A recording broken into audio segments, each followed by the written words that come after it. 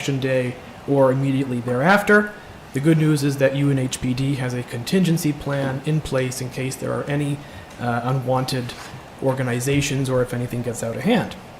Abby and I also want to let the town council and the town in general know that we have put forward a resolution to the Student Senate this past session on Sunday regarding the planned improvement of South Drive, which buses, university buses cannot currently navigate the 90-degree turn at the end of South Drive, and given the infrastructural constraints that we expect from the renovation or replacement of the Main Street Bridge in the next 10 years, we believe that South Drive will be more critical than ever when that project begins and is taking place. So we've asked the university to allocate some capital plan funding for the upcoming fiscal year to make that South Drive improvement project happen. That was a little bit of a wordy explanation, but I hope that's done it justice. We would be happy to share a draft of that resolution with anybody who's interested. It has been remanded back to our council, so there's plenty of time for input from anybody who'd like to learn more or make a suggestion. Abby will be back in 2 weeks. I'm happy to take questions if you have any concerns, but I thank you for your time, if not. Hey, thanks for being here. Yes. I'd appreciate a copy of your resolution. Absolutely. Just to read and enjoy. Absolutely. We can make that happen. Yeah. Thank you. Perhaps one could be circulated to the whole council. I'll be happy Absolutely. to do that. Thank you. Yeah. I do have one question for you. Each working group, and I found that I couldn't do that. It was a Microsoft Office login requirement, and I tried using, Okay. I have 2 different Microsoft Office accounts and couldn't use either, so I'm wondering if you knew anything about that form, if you had heard from students that it was working.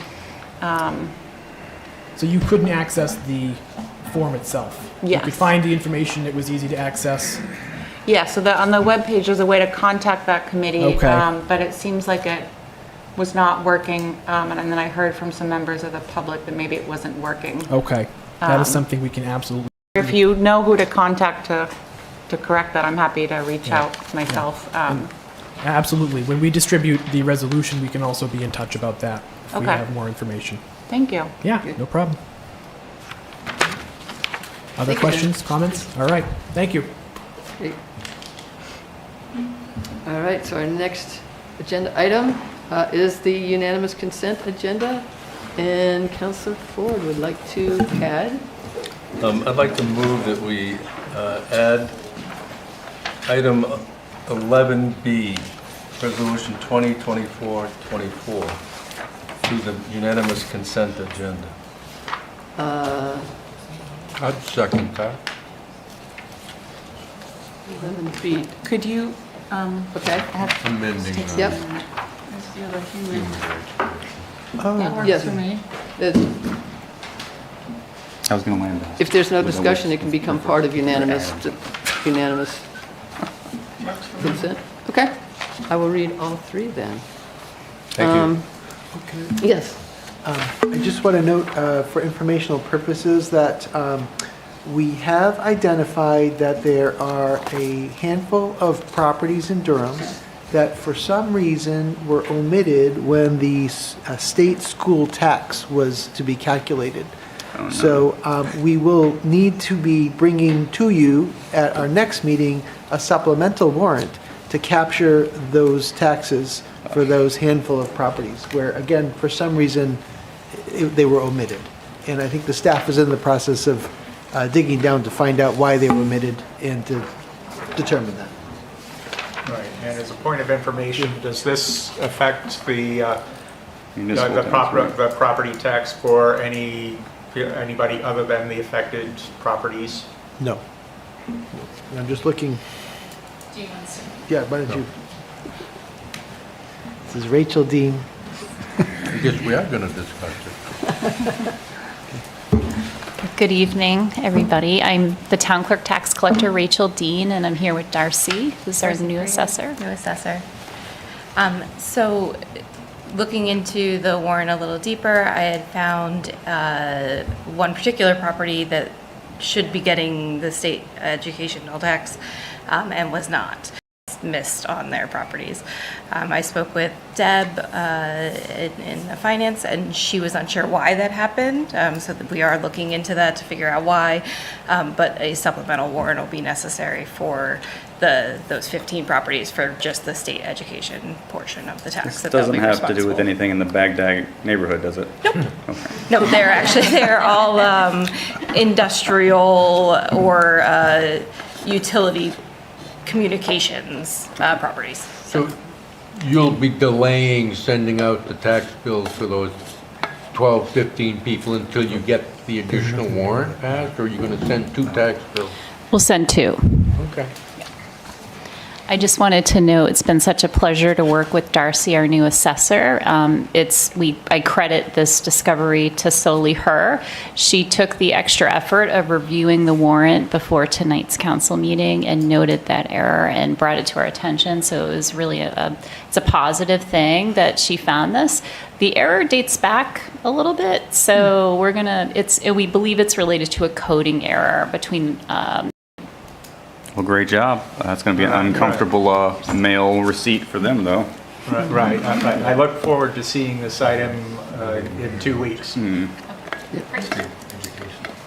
Is there a language that needs to be changed for the unanimous consent, item A? Doesn't sound like it. No. Doesn't? Yeah. All right, great.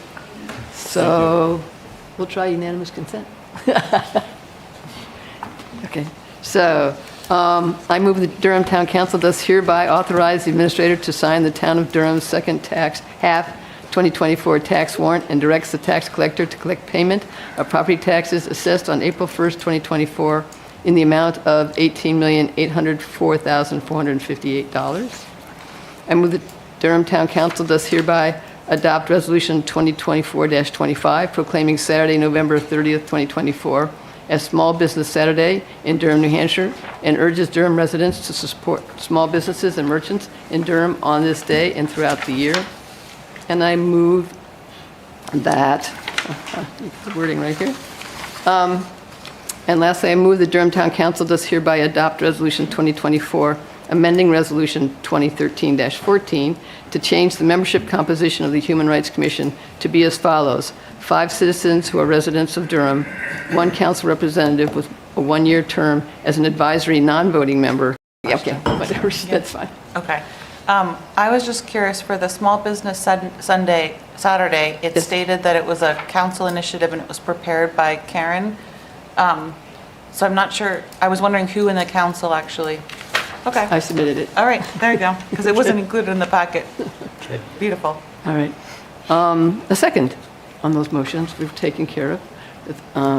So let's do a roll call vote. And we'll start with me. Run that way, okay. Aye, Sally Nadell, aye. Joe Friedman, aye. Wayne Burton, aye. Eric Lund, aye. Darrell Ford, aye. Curtis Register, aye. Heather Grant, aye. James Bubar, aye. M. Friedrichs, aye.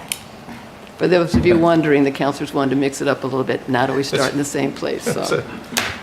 Counterclockwise, just kind of maybe crazy. Just trying to prove to the public we're flexible.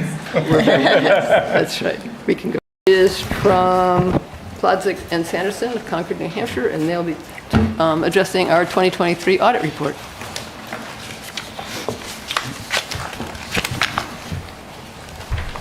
Hello, I am Mike Campo. I'm the partner in charge of your audit.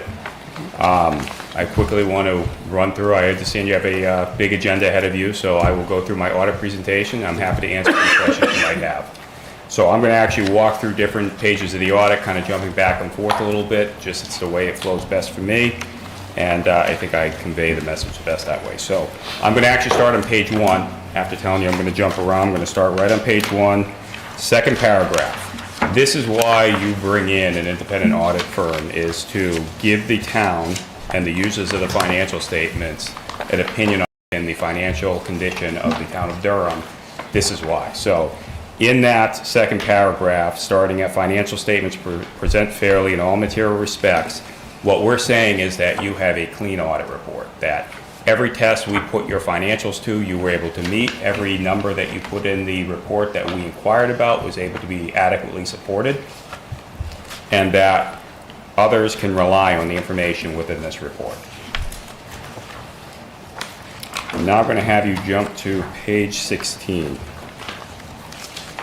This is a great schedule here because it really quickly breaks down your general fund and how it performed, your budget to actual, whether it be the estimated revenues or the appropriations. So as you can see, the town as a whole had a pretty successful year in terms of growing the fund better than the estimated revenues to the tune of about $670,000. Okay. In addition, your appropriations came in, your expenditures against appropriations came in about $500,000 under budget. In total, the town's general fund performed $1.5 million under budget. If you go to page 58, what this is more information about the schedule I just gave you. The other one, we break it down, we condense it into less categories. This breaks down taxes. You can see that your property taxes came in above estimated revenues by almost $712,000. You also did well in miscellaneous income, specifically in other. The next two pages, 59 and 60, are the expenditure appropriation side of that, where you're going to go line by line and look at the functions to see how the town's budget functioned. And then in addition to that, you see the factoring in of prior year encumbrances and current year encumbrances to arrive at your calculation of variance. Page 61 is a quick summary of your fund balance, a little more detailed than Exhibit D1 that we previously looked at provided. And you could see that your prior year fund balance, the surplus that the revenues supplied, as well as the unexpended appropriations, you come to that $1.5 million again.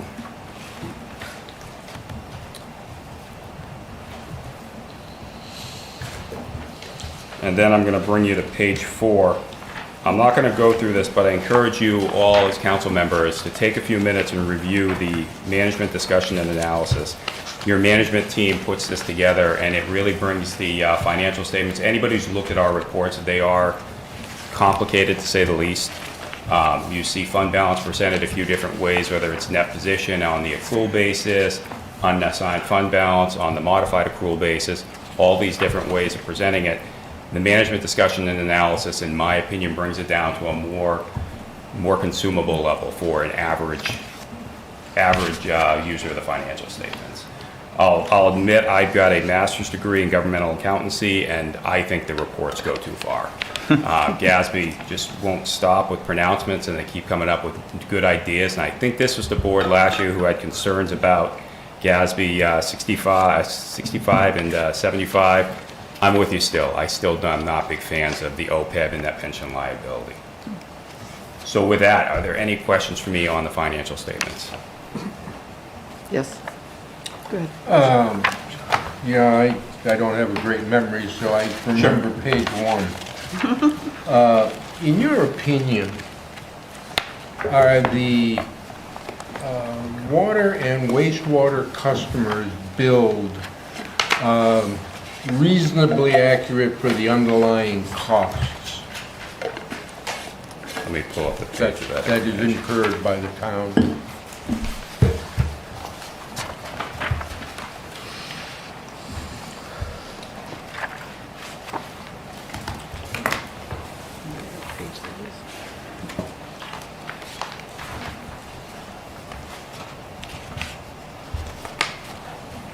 So looking at the water, you end up with a positive increase of $85,000. What So- page are you on? I'm sorry, I'm on page 63. So I'm looking at the revenue and expenditure, the change in net position. I'm sorry, in fund balance. So you do see there's an increase in the water on that page. First column, water column, down at the bottom, third from the bottom, the 85,504. No, I'm sorry, my question was just as a user of the financials, can I rely as a water customer and a wastewater customer that those bills that I'm receiving are reasonably accurate? I would say it's probably beyond the scope of the audit. What we're trying to say Okay, is thank on you. this That's specific fine. date, these are the figures, and we can substantiate that they are fairly stated in all respects. Howdy, sir. My name Hi. is Curtis. Nice Quick to meet question as well. Would your audit have uncovered any misuse of funds or fraud that was being handled by the intent town? of the audit is not to detect fraud. However, if we do detect fraud, we have an obligation to bring it to management and to governance and share that, what we found. And so We did not discover anything of that nature, no. so no fraud or misuse of funds that was obvious to your team? Throughout our procedures, nothing of that nature came up. Thank you. Yes? So I was reading through some of the information, and there was one finding about, it was more around the procurement side of it. Yes. So I see that as an action item? I Yeah, think- you know what, I actually believe that your finance department and other members of management have already addressed that concern. It was related to the single audit. It's not something the town has on a regular basis. And basically what it was saying is that when you go to a contractor and you spend more than $25,000, you're supposed to go to, the federal government has a listing of anyone who is debarred or is not authorized to be used. So the person they used was not on that list, but the town wasn't able to provide evidence that they had done that step. So that's where the finding has come up from. And since then, the town has taken action to ensure that will not happen again. And then there was a couple of process changes or updates that we needed to do based on some new rule changes or whatever. And one of them was due at the end of this year, and then more coming through the years on the updates of the governance. Oh, the governance letter, okay. Let me just pull that up. So I was just wondering, did you review any of the progress on that, or what the ideas for the So- Durham to be compliant, or if they already are, if you had just checked on the temperature of where we were on those processes? Sure. So in terms of prior year comments, we actually have that as a standard procedure. As we're doing the risk assessment, we will assess where those stand. So one area that remains consistent was the IT policies and procedures. This is actually a pretty sensitive area. I know that myself, our firm has had 3 clients who have had cyber attacks that have impacted their day-to-day operation. One more so than the other 2. 2 were able to kind of go along after some remedy was going in there. Another one lost their entire year's worth of data. So this is something that I would advise the council and management to make a high priority to look at your IT policies. Are you making sure that you're safeguarding the information of the town?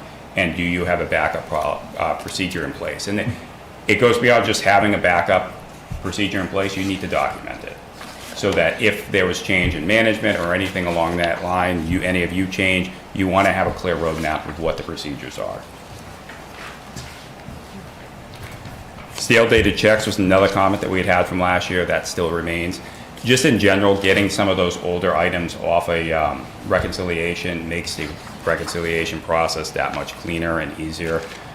If it's over a couple years old, the likelihood the bank is going to clear it is very low anyway. So I would advise that the treasurer take the appropriate action, whether it be following up with the payee or turning it over to the state of New Hampshire abandoned property.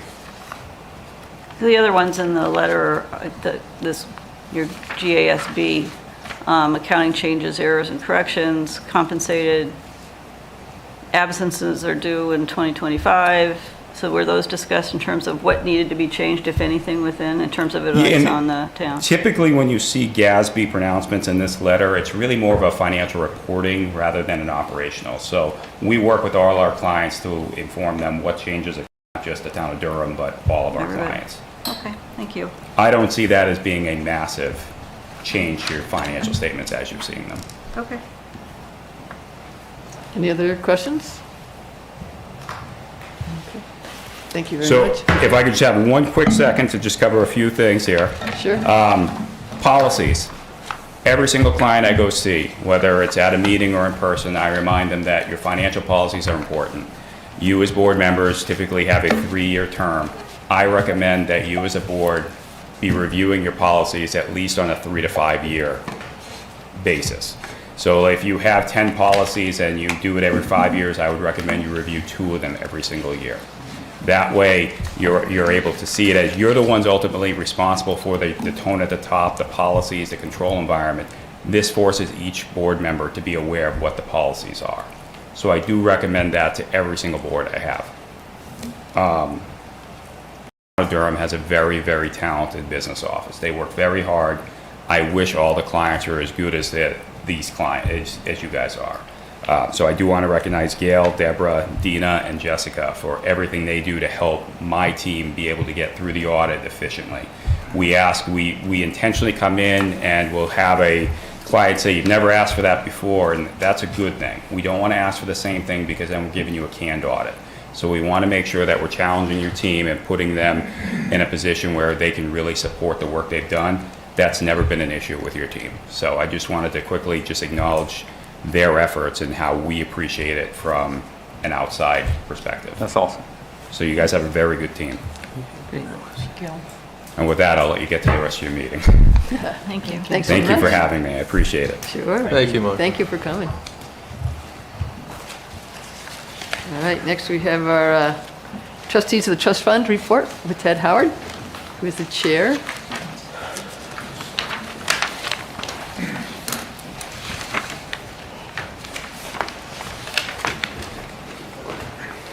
I'm going to sit for two reasons. One, just had a hip replaced. I can't stand very far. And two, the print on my paper in front of me is too small to read if I'm standing up. But good evening, and thank you for the opportunity to present some information from the trustees of the trust funds. You may have a copy from Karen Edwards. Yes. A bunch of numbers. Yeah. And I would ask that you treat this as a draft. We still have a couple of little things to tweak before we turn in the final annual report. Break this down into two pieces. One are financial results and others are activities. By the nature of our reporting to the state, when we get to a November meeting, we still have a month plus to go, a month, almost 2 months to go before we have our final report. So the first part of our report really deals with the close of business as of December 31st of 2023. So sort of the results from comparative to that, the beginning point in 2022. And so the relevant part to look at, I believe, are going to be the numbers in there. We have three broad accounts, capital reserves, trust funds, and cemetery funds, and we have a total on the other side. So our portfolio value at the end of 2020, that portfolio changed by almost $2 million, but much of that were additions to capital reserves, not for income. And our income and capital appreciation last year totaled $267,000 and change. That's slightly, there's a mistake in the earlier sentence there. It says $257,000, it's $267,000. And on balance, the weighted average return is about 8% on that for our total return for 2023. The holdings as of to the end of 2023, and those mirror fairly close to exactly what the holdings are now. They vary by, well, actually the capital reserves and the trust funds generally have about the same holding policies. So we have a little less than 40% equity and a little more than 50% fixed income and some cash. There's a little divergence in the cemetery fund. The cemetery fund is a rather small fund and the expenses keep growing. And so we adopted a policy to put a little bit more into equity. And if you look up in the prior area, you see it earned about 9.25%. So we're trying to add a little bit more to principal in those places to help us carry out the functions of the cemetery funds. As for this year, I should note, by the way, this our holdings mirror our investment policy. So our esteemed accounting friend was saying, review your policies. We review our policies for investment every year, and we're actually required to approve that investment policy every year. And the holdings that you see there, those numbers, are within a couple of fractions of percentage points of what we anticipated our investment policies would have. So we're following a relatively conservative process to protect our principal, but still trying to get enough income to carry out the functions. 30th of this year, this is sort of a preview of what's coming for next year. we've done reasonably well in terms of total appreciation is a little less than $500,000 between income earned and market appreciation. And not quite, we didn't get as much infusions of capital reserve into capital reserves or trust funds this year as the previous year. So that number would be a little bit more, but the income and market appreciation did much better, at least so far this year. Now, that was September 30th. October wasn't so glorious, if any of you have looked at your accounts lately. And certainly, I'm not and things like that. That's pretty well set.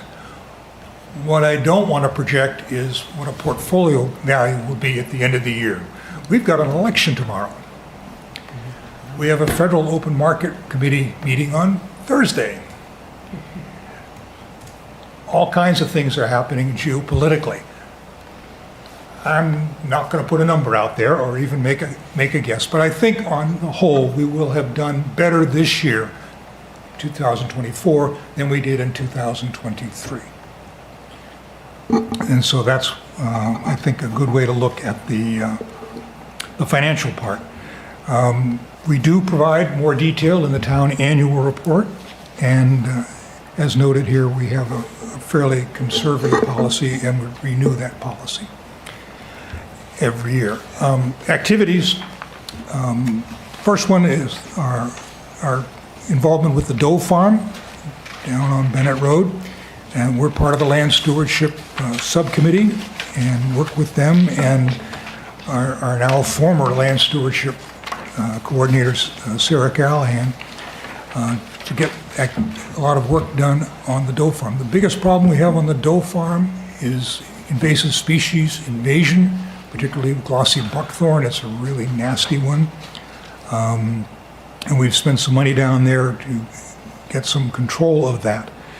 We're also working on the adoption of a new forest management plan for the Doe Farm, working with a licensed consulting forester, Charlie Marino, who's been involved with that property for years and years and years. And one of the new features of that particular management plan will be some specific examination of what we might be trying to do in terms of climate change impacts and mitigation.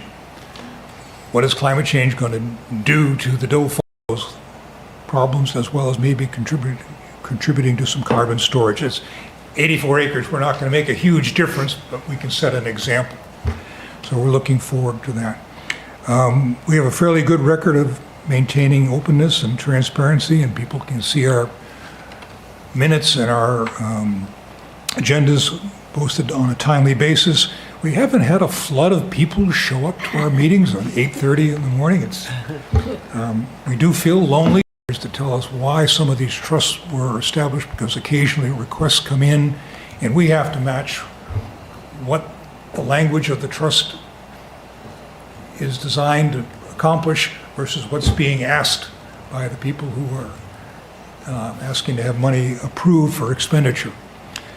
And keeping track of exactly how that works is sometimes quite complicated. As mentioned before, we do have an investment policy. It was last revised in 2022 and reaffirmed about 2 weeks ago. And we will manage to keep that going forward. We also have an internal controls policy which helps us manage all the details of the holding. Our investment holdings are available to anybody who wants to see them. Send me a little cheery note and I will happily cough up 20 pages of excruciating detail to show you exactly what we own and where and why. We do have one alternate trustee, and we certainly like to recruit another one. We have some feelers out, and we like to bring them on a little bit early, not necessarily to take our place because one or another can't make a meeting, but also to sit in on the meetings and begin to learn the functions and to learn how the policies work. We are part of the Cemetery Committee, and Tom Bebbington is the chair of the subcommittee. I forget exactly which three. I know you two are on it. I think there's three. The cemetery committee. Oh, this I is- haven't officially sat on a meeting yet. Ah, okay. No, this- Well, we the haven't had meetings one. are rare, but, all right, this is the dead side of the room. Quiet neighbors. This- so, and so we do operate that well. And then finally, we have some goals. They're all relatively straightforward and similar to last year's goals with some updating.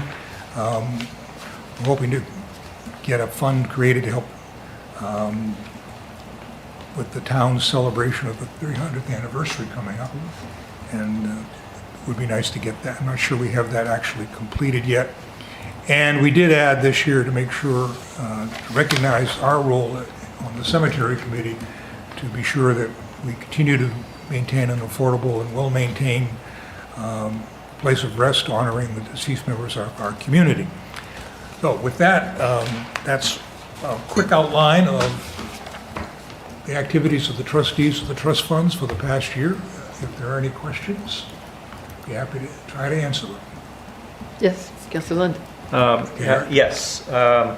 I see in looking at the numbers for the cemetery funds that there doesn't appear to be any cash infusion to those either in 2023 or Yeah. first 3 quarters of 2024. Again, would be the one probably, I believe it goes into the cemetery fund, but I'm not sure it necessarily goes into the trust fund. Not sure where it actually ends up. Good question. And there's not a lot of sales. There's, Okay, you know, so it's half a dozen a year at $500 a pop. It's not going to change things very much. Right, but that money presumably does go somewhere. Yep. And something I learned, after you buy your cemetery plot, you can sell it back. Oh. So if you change your mind for your final resting place, that can happen, but you only get back what you paid. Oh, I was going to say, There's no interest and no market appreciation, And only if it's unused. and only if it's unused. Certified That's pre-owned. no sharing, except with somebody that you've already planned to share with. Yeah, good question, Eric. I'll chase that down for you. Are the, on the capital reserves, the percentage of portfolio, are those percentages relatively consistent historically? Relatively consistent with? Historically? Yes. Now you generally Our 60/40? Yeah, our current investment policy goes back to 2022, approach to things with more weight on the fixed income. Sure. Okay. And within those, most of it's pretty high. There are no junk bonds in our fixed income. It's U.S. Treasuries and high-grade corporate paper. Right, some fluctuation would be expected due to different rates of appreciation. But True. Yes. You'd hope so. Hey, good evening, sir. My name's Curtis. I'm one of the new guys. Just wanted to ask a quick question about the investments. Do you utilize the New Hampshire public deposit investment pool for these investments? No, we are working with Cambridge Trust. Okay. And have been for the last several years. I believe that they've gone through a few iterations, and different banks have bought different things, but the people who actually manage the money are the same people that we've been working with for several years. Should I send it to Karen Edwards and she can distribute Sure, it? I'll send a that'd PDF to Karen, Thank you, sir. I appreciate so it. you can see all what the holdings are. That would be great. Thank you. Anything else? Thank you very much. Good, thank you very much. Thanks, Tim. We're going to hear from the Energy Committee tonight, too. Matthias Dean Carpentier is here. Hey, how are y'all? All right. So there's going to be a more detailed report next month when we Yeah. put it in. So I'm just going to kind of run through my draft as I have it so far.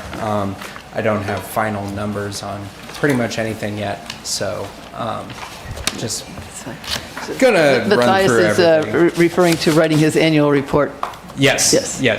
So when it comes to the actual revenue from our municipal EV chargers, adoption rates, stuff like that. I don't have those numbers in front of me, but they will be in the report next month. So, starting February 1st this year, that has been quite successful. We haven't seen a very significant rate of opt-outs. In fact, when we started the Seacoast Energy Challenge, which I think involves 4 or 5 other local towns who are also participating, we saw our opt-up rate increase pretty well. And we were able to move the default rate up a level when it comes to the renewable energy mix supplied. I believe we went from 25 to 33% renewable energy mix. So that has worked out pretty well. I'm not sure we're going to win the Seacoast Energy Challenge, but I think we were doing pretty well last time we looked at the numbers. Of course, we participated in Earth Day, set up a booth. We had information on heat pumps, EVs, CPCNH, energy efficiency resources, and we were also able to roll out a survey that was created by the UNH Sustainability Fellow last year on EV ownership, sentiment, and general thoughts. This was not a survey just for people who owned EVs, but a general survey for the public to see what they thought about EVs, generally speaking. We got some pretty good data on that, and we're looking to continue to distribute that survey on a regular basis so we can develop a long-term view of the way EV adoption is currently being viewed by people in the town and how that changes over time. So along those lines, in the first Sunday of June, we had a EV showcase at Tideline Public House across the street. We had local EV owners as well as dealerships, EV ownership, both from the point of view of people who have purchased and used them, as well as from the dealers. That was a pretty great event.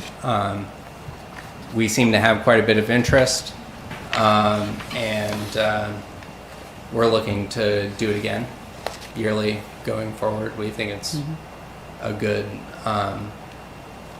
way to interface publicly, and Tideline seems to like having us, so that worked out pretty well. We're still talking about recommending an ordinance for EV charging. We've been going back and forth about that quite a bit, so hopefully before the end of the year we'll have something to present as a recommendation to the planning board and town council, but that's still in the works.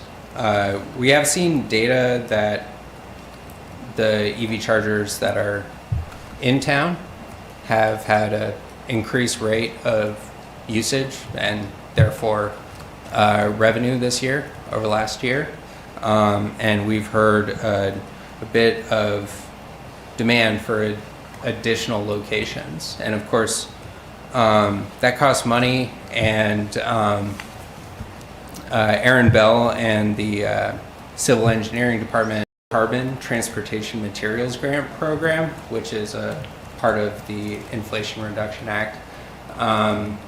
So we're investigating ways to work with the university to increase charging locations and possibly also to expand out of that when it comes to lowering a carbon footprint in the form of It could be microgrids. It could be other energy efficiency usages. You know, the university itself has a wonderful asset in a campus-placed power plant, and we love to see how that could interact with increasing charging in the town. So that's something we're looking into currently, because this particular program really kind of encourages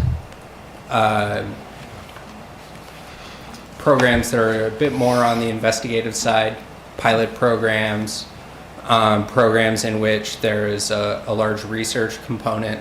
That's one of the reasons the university comes into play. So instead of looking at this situation as simply a question of money in and money out, we can leverage this program to use grant funding to find something that could work very well while also providing the university with research programs in addition. So that just popped up recently. That's one of the things we're currently looking at. Another thing we started looking at as part of our climate goals this year was possible locations for additional municipal renewable energy, specifically solar arrays, to offset that portion of municipal town usage that isn't accounted for with the rooftop solar that we have right now. First, we looked at the Deeper Road site by the Amtrak station as a parking canopy type of installation. Keep the people who are using the Amtrak to commute their cars covered during the snow. And of course, that's a great opportunity to install more EV charging. The initial pass on that design looked to be a bit expensive for the amount of energy that we would glean out of it. So currently we are, we've moved on to investigate putting solar on the portion of the Durham Transfer Center that has been capped. There's a few advantages there. It's pretty much completely screened. No one's going to be able to see it. It's a great way to utilize space that, you know, we otherwise would just have to let sit. So that is starting to dovetail into those discussions about finding other sources of funding, because still any array that we're looking at, even with municipal offtake, is going to require a capital investment that isn't insignificant. So these are not decisions taken lightly, and you know, we've had pretty good success with the array on Packers Falls, and there's a reason we kept that PBA deal going. So we're not jumping into anything significantly without seeing if we can find ways to increase our sources of funding without creating a significant capital outlay on the part of the town. Lastly, the Energy Committee started to participate in the weekly updates that get emailed out. So we've started putting out an Energy Committee related update once a week. That's an important part of our goals, is to increase outreach, and we've seen some you know, decent, if small and incremental engagement on that front. The survey I mentioned earlier, one of the possible future outlets for that survey will be in the weekly updates. Again, the UNH fellow, you didn't make it, but you're running it now. They're looking at aggregating this information over time and seeing how those responses both increase and accumulate, but also change. So we're looking to put that survey out in a variety of mediums. So we've been liking setting up Friday updates on a weekly basis. And so for this coming year, we're really looking to continue with the goals that we set for this year. Community's energy usage. And with that, that's pretty much what I have. And I'm happy to answer any and all questions. Questions? Yes? Thank you for your report, and I think participating in the Friday updates with the suggestions and information that you have provided has been an excellent addition to the Friday updates. Great, thank you. And useful for residents. I did have a question about EV charging, and if the committee has looked at standards of EV charging. I don't believe there's a universal standard yet in the United States. And you mean on the plug side? yes, I think I mean on that in terms of the market's largely settled on a single plug output. It's kind of an adaptation of the original Tesla plug. Of course, that doesn't mean that everything that's been built already is going to use that plug. There's essentially two plug types that we see used most often in the industry. And by most often, I can only think of one or two exceptions. So when it comes to metered EV charging, so we're talking about level 2 chargers, we can install chargers that can fit both of those dominant plug types.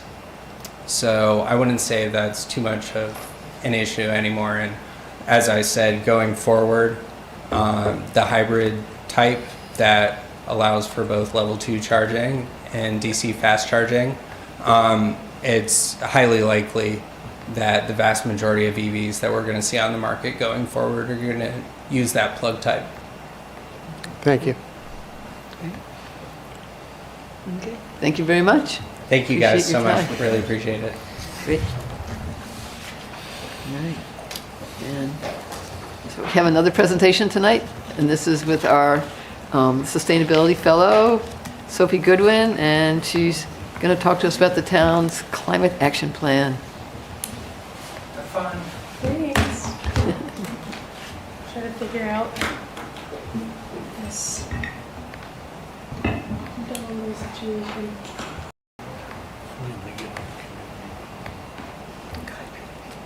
Just do a couple ones. Let's see, are these?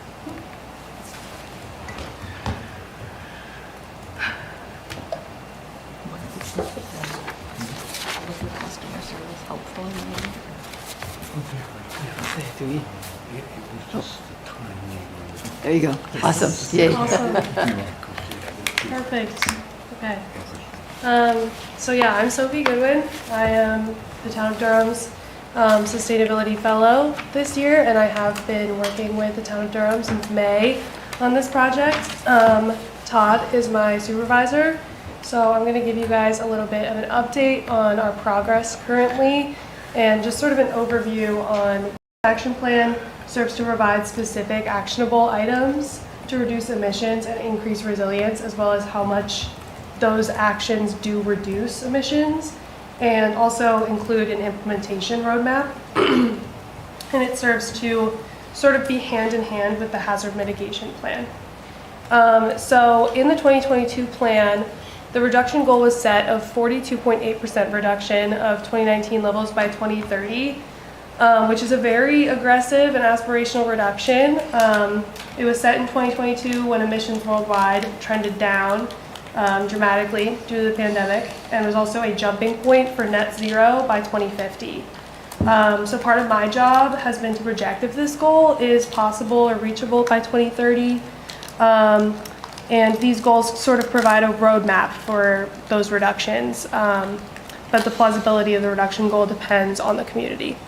So this plan was focused primarily on energy sector and built environment, and set the goals and metrics based on emissions reductions. So this one is going to have 4 focus areas: buildings, transportation, solid waste and resource consumption, and natural resources, which I'll get into now. So the first is transportation, which overall is just a reduction of vehicle miles traveled by promoting active and public transportation, and then hybrid and electric vehicles. So the first sector has main components that are defocusing from single occupancy gasoline vehicles. So for active and public transportation, some active transportation includes walkability and bikeability, which is represented by the Complete Streets project that's occurring on Madbury Road right now, as well as the Cat Tracks bike share program at UNH, which has been extended to the Durham community as well. And then for public transportation, just continuing to support the Amtrak Downeaster as well as Wildcat Transit. And then as for hybrid and electric vehicles, we're focusing on EV charger installation. You can see the one here on the bottom right is at Pettybrook, and community encouragement towards hybrid and electric vehicles, as well as supporting the EV related work of the Energy Committee. For 2030, EVs are projected to account for 16% of the US light duty fleet. And Durham is a little bit ahead of the game, which we can tell because the town clerk keeps track of the electric vehicle purchases. So we're using an estimate of 20%, which is still kind of conservative for Durham. And as well as a 10% overall VMT reduction based on overall averages. These goals have a total reduction potential of about 7.2% of 2019 levels, which you can see on the bottom there. The next one is the built environment. So that's a reduction. Clarifying question on that. For the transportation, that reduction, is that only, says it 7.2% of just the transportation values, or is that 7.2% of the total? Of the total. Okay. Yeah. I'll show in a second, in the next slide, it'll have a chart of all of the breakdowns by sector. Also a clarifying question, could you explain the acronym MTCDE?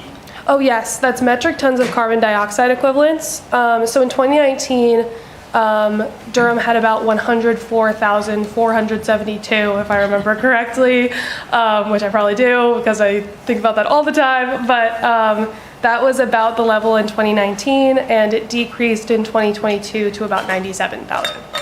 So yeah, 7.2% of that level is represented by these goals.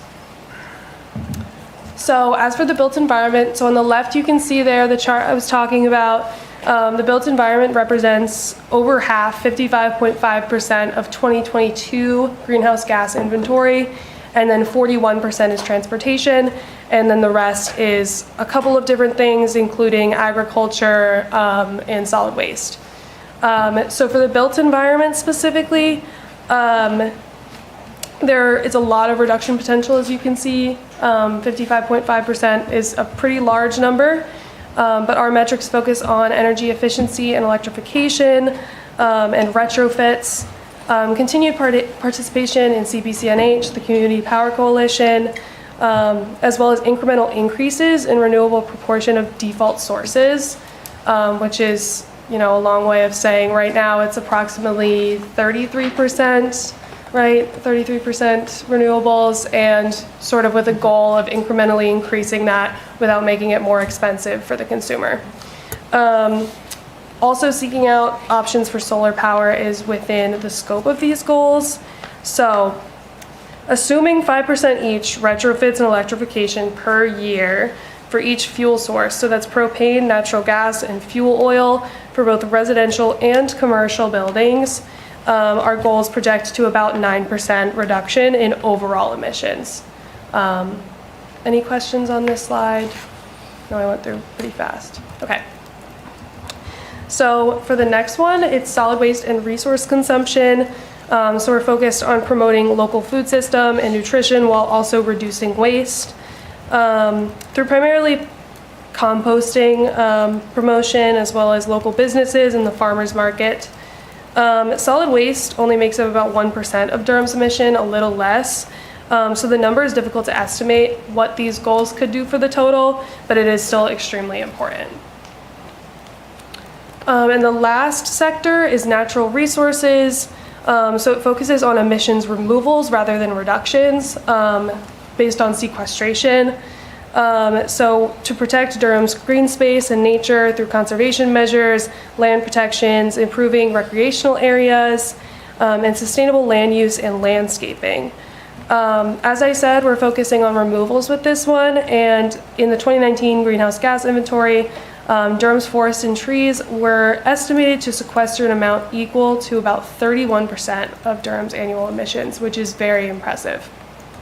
Any questions on that? So just an overarching theme of this plan is to focus on resilience and building capacity. Just the balance of being realistic and aspirational in our goals based on that 42.8% reduction. So we're adapting to climate change impacts and using the hazard mitigation plan as a guide, supporting UNH's goal of 50% reduction by 2030, which would actually cause a 10% reduction in Durham's overall emissions if that goal is reached. And also just building sustainability capacity in the community in a combined effort by the town's departments, commissions, and committees led by the administrator and sustainability fellow. So that's about all I got. If anybody has any questions, I can go back to any slides. But that's an overarching summary of the goals we have so far. Thank you. Are you able to get from Eversource the total amount of electricity that they provide in the town of Durham?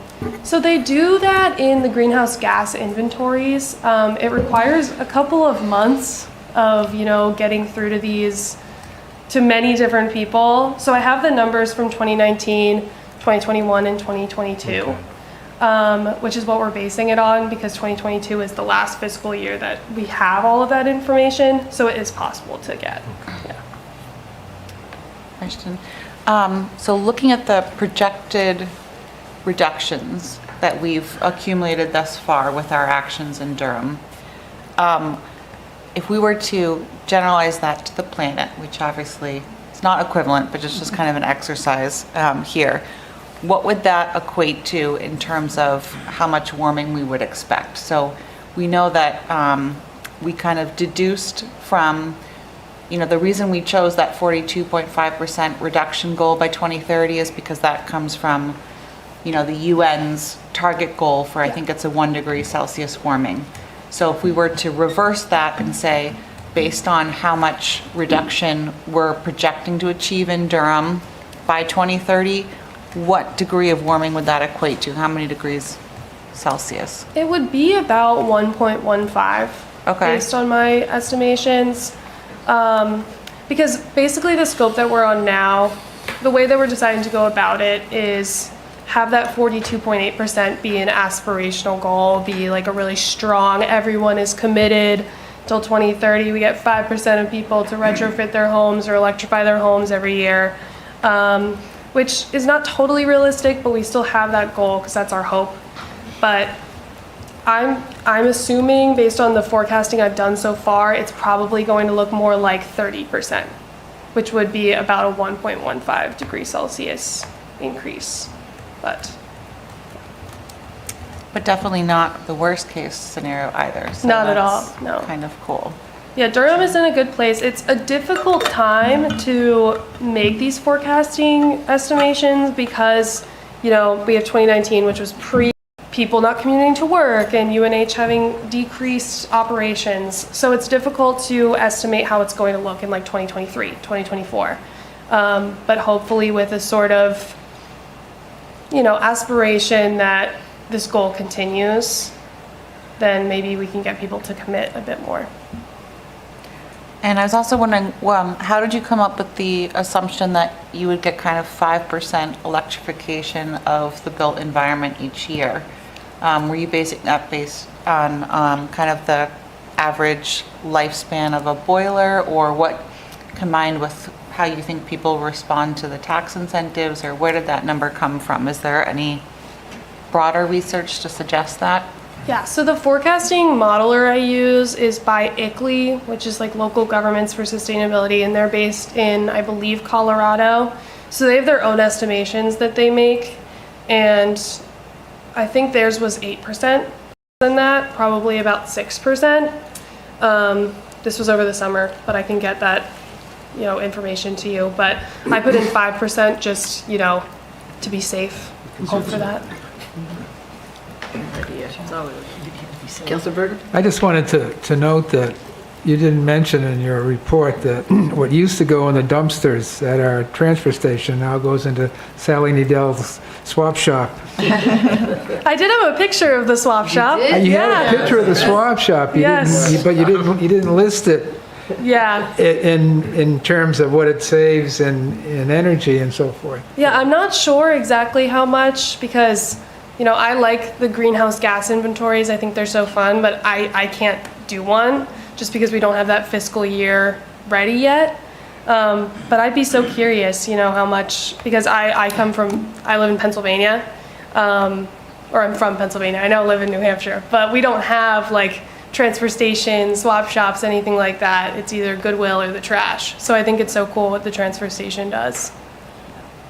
Unfortunately, we don't have a way to sort of quantify exactly what's How Can you give it to the donor? I cleaned my house out this year. I should get on that. I do think there's like a lot of efforts in the town that sort of go unnoticed in these plans. And I think, like, for example, the transfer station, the composting program, the swap shop, those all really help with, resource consumption and minimizing waste. So I'd love to even just have a list of all the things Durham has going on, even behind the scenes. Are you including the university's composting facility?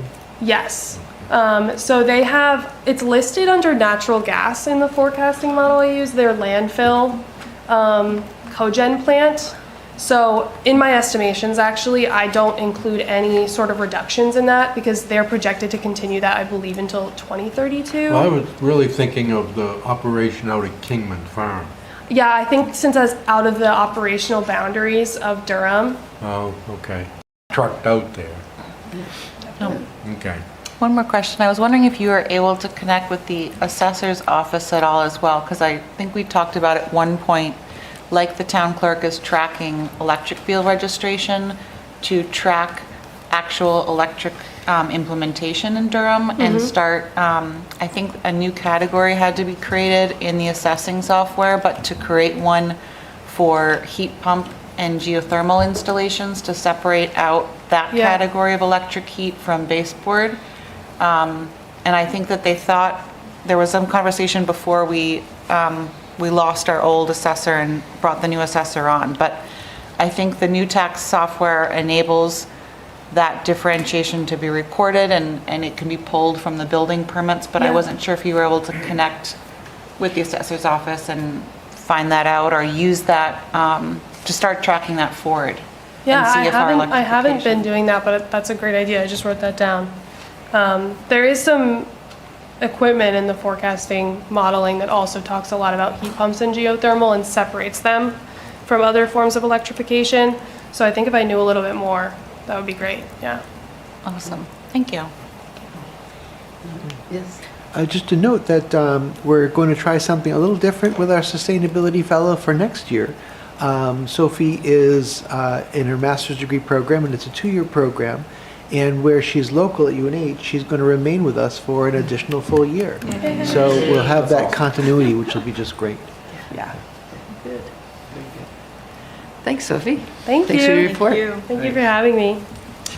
Quick question. Just, I don't know if it was through official channels, but I know Teresa Walker, I'm Curtis, by the way. Teresa Walker of the Agricultural Commission is very interested in working with you and seeing how the Agricultural Commission can tie in. and help support agriculture and the climate action plan, as well as using their current initiative of getting Durham residents interested in backyard local food production to help offset transportation of food into the town. So, Yes. she's very interested in talking with you and sitting down with you. If you could reach out to her, that would Yeah. be great. I've talked to her a bit, and that's why I added a specific section of the resources one, Sure. the waste one, Yeah. to make it specifically about the food system. Sure. I'll definitely reach out to her Cool. and see what she has to say. Thank you. Yeah. Thank you. All right. We'll move on to our unfinished business. And the first item has to do with the planned solid waste program changes.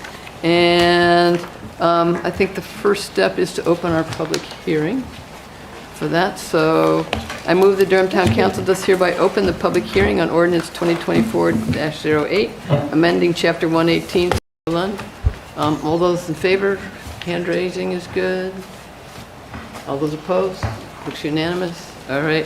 Is there anyone from the public to speak about the solid waste ordinance changes? Is there anyone on Zoom? Not with hands raised at the moment. Okay. Hearing none. I move the Durham Town Council does hereby close the public hearing on ordinance 2024-08, amending Chapter 118 solid waste of the Durham Town Code, reflecting current operating plans to accommodate planned solid waste program changes. Second. Second from Councilor Register. No, nothing in particular. My name is Rich Rain, Public Works Director. Sam Hewitt, Assistant Public Works Director, joins me, and we're just here to answer any questions. A couple weeks back, we gave you a full presentation of the program and the changes, and we're just here to answer questions if the board has any. Okay. Yes. I want to first thank you for the excellent ordinance you've put together and the work that you did to get to this point. I did have a couple of questions in the communication of BEV, solid waste collection vehicles. What does BEV stand for? Battery electric vehicle. Thank you. And the EPA's DERA program, what does DERA stand for? Boy, I'm glad I'm up on my acronyms here. Diesel Emissions Reduction Act. And in the ordinance itself, I may just comment, and I'm not sure how it would be addressed, but just a couple of small questions or clarifications. Small questions or clarifications. On page 4, in demolition construction, it looks like it's said twice as a heading, and I'm not sure why. And in the about the 4th line, where it talks about that these items cannot be handled by and bulky waste coupon from Department of Public Works? That would be fine. Okay. And then on page 13 of the ordinance, 11827, about in the middle of the page, where it talks about a Durham resident sticker or temporary entrance. I believe that should be letter where permit is. Oh, excuse me, that was corrected. We have it. Sorry.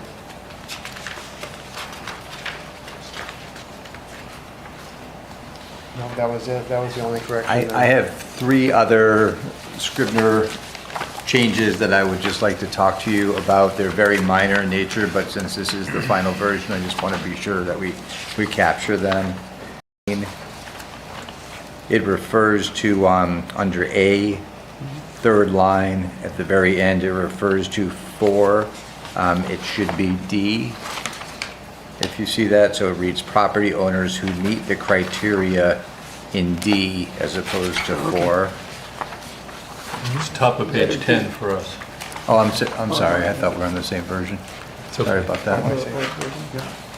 Maybe I'll just refer to the section in the future. And I have 2 more.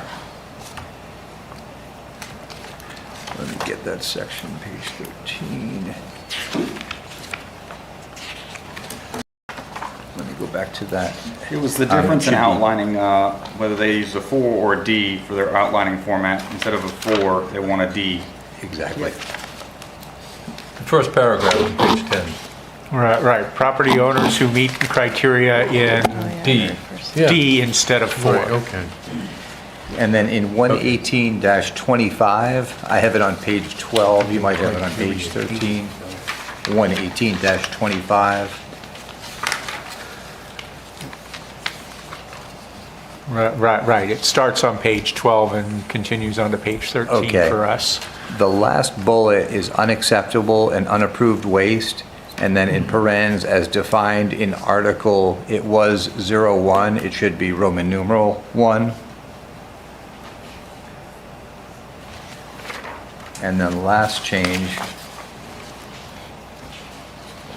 is under, it's on the following. Yes, it's page 14, Okay. middle of the page. Bullet H, on the paragraph that starts right under the numeral 1, 2, 3, 4, the paragraph that starts coupons or stickers, the second to last line, it should be available in, will be available in, so we'll delete that.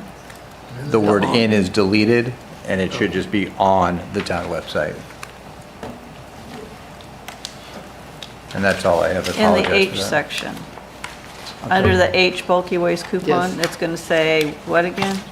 That was page 13, I think. Just eliminating a redundant preposition. Okay. Yeah, just eliminate in. Yes. What, Require special handling. And will there be a double title? I'm sorry? It seems like there's a double title, demolition, construction, and also construction demolition at the top. In the brackets. Oh, I see. Yeah, that's true. I think we could delete the first one to keep it in alphabetical order. Yes. I missed that too. What So are you changing? it's going to be construction/demolition instead of demolition/construction. Right. That would be in red, I believe, right?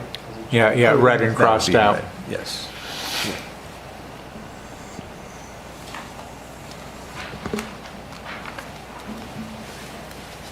Thank you for your patience on that one. Sure. Any questions on the ordinance? In that case, I'm going to do Nice a job. motion. Yes. Sam. Yeah. It was a team effort, and I will And April. acknowledge John Baker had a Oh, big yeah. part in this too, Awesome. did a Yeah. great job.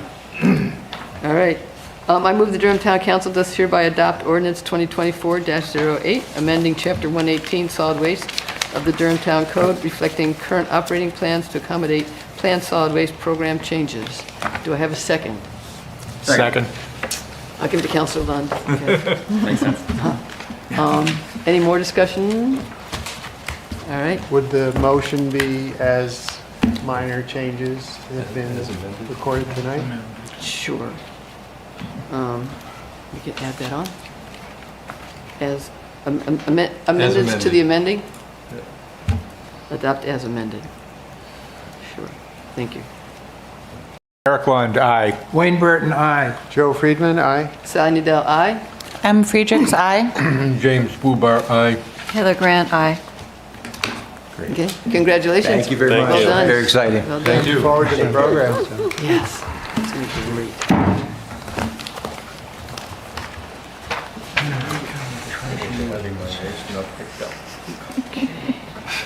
Is anything here? Yep. All right, and next, we'll have a continued discussion from our last meeting with a focus on the workforce. I know Councilor Bubar shared some comments and all about ordinance changes.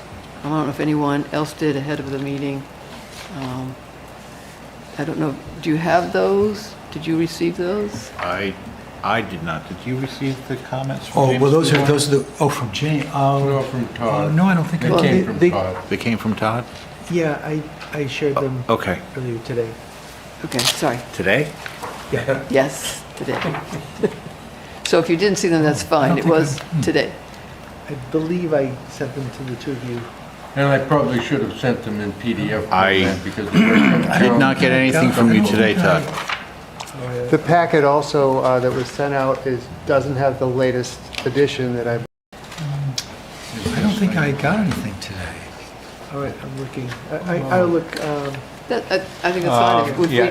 I mean, Councilor Bubar can. Yeah. There's an share. email dated today, forwarded from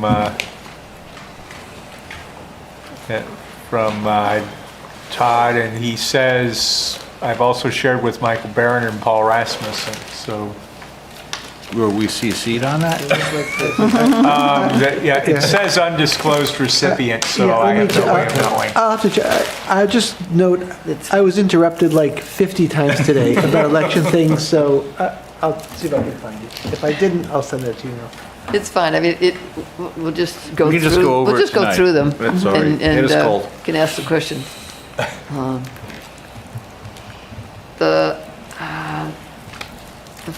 first set of comments had to do with actually the fact sheet that came with the ordinance changes.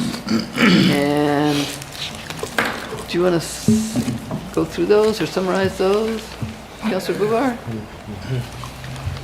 Sure, why not? Or if there's a way to focus those. I mean, I can go through them, but they can be considered extensive, and I'm not sure that you really want to do it this way. I mean, I don't guess, mind doing it, but the other option would be for us to acknowledge that we won't get through this tonight, and so that you have a chance to see those comments. But if we should, Or we anybody could- else's questions or comments should be addressed We tonight. could also respond to them after the public hearing if you'd like. That's true. I mean, that would be an easier way, Yep. I think. Yeah, that'd be fine. Right, Yes. right, or even before the public hearing, because the public hearing would occur no earlier than November 18th. True. Okay. But meanwhile, does anyone have questions or comments they'd like to have addressed tonight? Yes. You brought up the FAQ sheet, and it appears that it is tied to the ordinance. Are you going to have No. this as part of the ordinance? No, it's for informational purposes for you only. And what it is, part of what it does is it addresses many of the concerns that were brought up during our public hearings.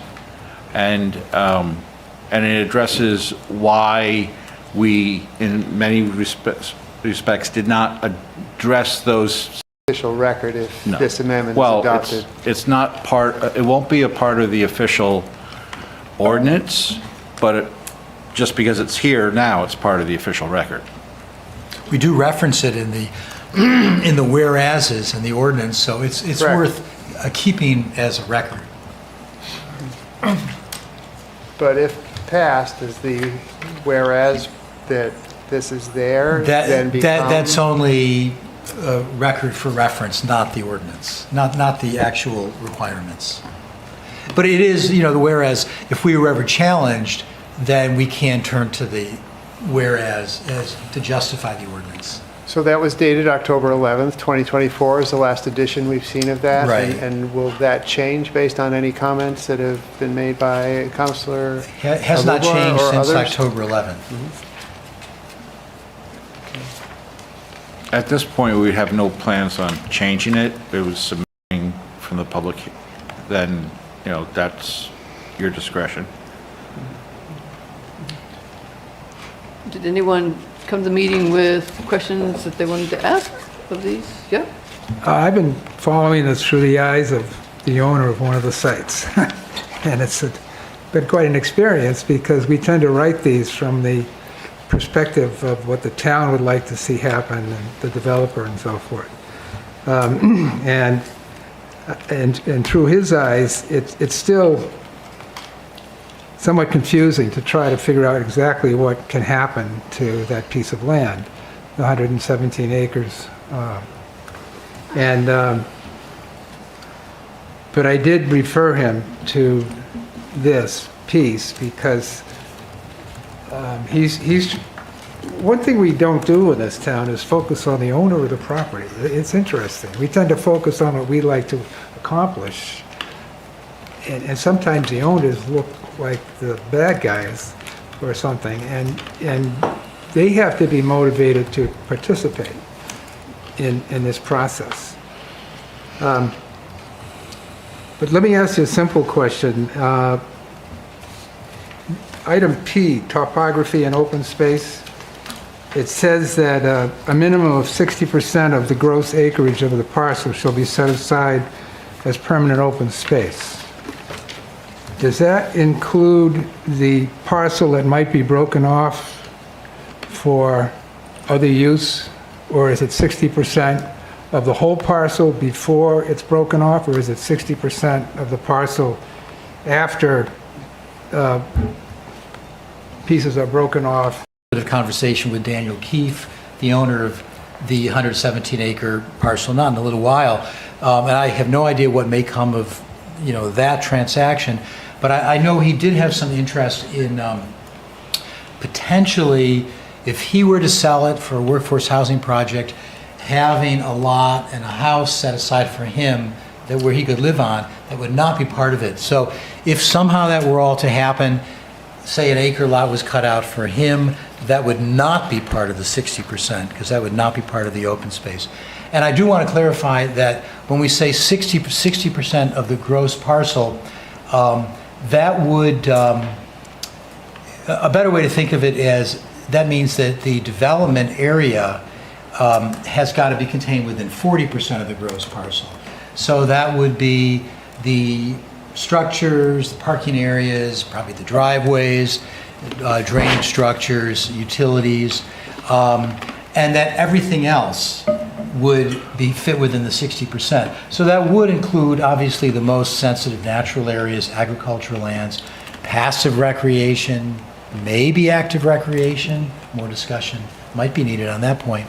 And that would also include setbacks and buffers.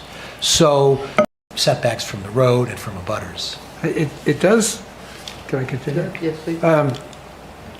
The 60%, according to this, has to be approved by the planning board, how it's done. How would a seller know what to tell a prospective buyer if that planning board decision hadn't been made? That's an extra step in the process, right? Well, that would all be part of the site plan review, and the developer would provide a full topographic survey, so we would know where wetlands are, where shorelands are, have the buffers. That would be subject to the... But that's a pretty standard process, usually with a conservation subdivision. So you have a topographic survey, you know where your sensitive environmental lands, wildlife corridors, shallow ledge, buffers, and also land that's difficult to develop because it's shallow to ledge, shallow to water. And so all of that's going to be set aside, designated as your open space. But the planning board has to approve it, meaning that this is going to be open space. It's going to be the environmentally sensitive and valuable land. What I'm getting at is, if I was selling my house, I would have to tell the buyer what they're going to get. If the buyer is buying this, I can't assure them what the planning board will approve. Or is that approved ahead of time before a purchase and sales is signed, or how does that work? Well, I think with any large development, whether it's going to be a subdivision of 10 acres, 50 acres, 10 lots, 50 lots, or a multifamily development with 50 units, the price that a buyer is going to pay is going to depend on what that person thinks how much development they think they can get. So any buyer should do their due diligence, and on a project like that, hire an engineer or a surveyor or their own appraiser to get a sense under the current zoning, what can I expect to get for this property? If I think I can get 20 lots, I'm going to be willing to pay X amount. If I can get 200 units, and these are affordable housing units under the town's ordinance, then here's my return and I'll offer X amount. But a lot of it, I mean, the open space thing should be pretty clear And, any developer should look at the parcel and say, well, I want to get X number of units, I get 40% of the lot. I see where that would be, roughly in the middle. I take my access here. It looks like I've got enough upland, good land right in the middle, meeting my buffers where I can get whatever, 100, 200 units on a big parcel. The lots which are not intended to be part of a workforce housing development may be subdivided from the parent parcel of land, provided that portion of the development complies with other applicable requirements. Does that mean that would come on, they're not exempt from the other? Right. So, you could have the simplest situation. Let's say you have a 50-acre parcel that's in the overlay district, and a potential developer wants to do a project on 20 acres. Then he may subdivide 20 acres for their project, and the other 30 acres will be a separate parcel, remain zoned Orly or Residence Coastal, and that will be outside the project, a separate parcel, and not developed as workforce housing. You still have to have 60% undeveloped. Sent out an email, I think on Friday, which included, Paul and I had talked about a couple of additional items late last week. And one of those was adding some flexibility for the planning board in reviewing a project, which could address, I think, the particular issue we're talking about.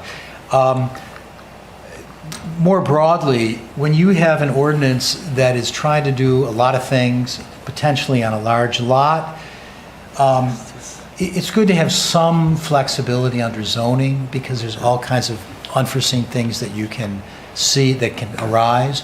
So we thought it would be wise to include an extra provision here, and we had it, it's in the email that was sent to you. I need to stop you for a second. You said you have these things you consider.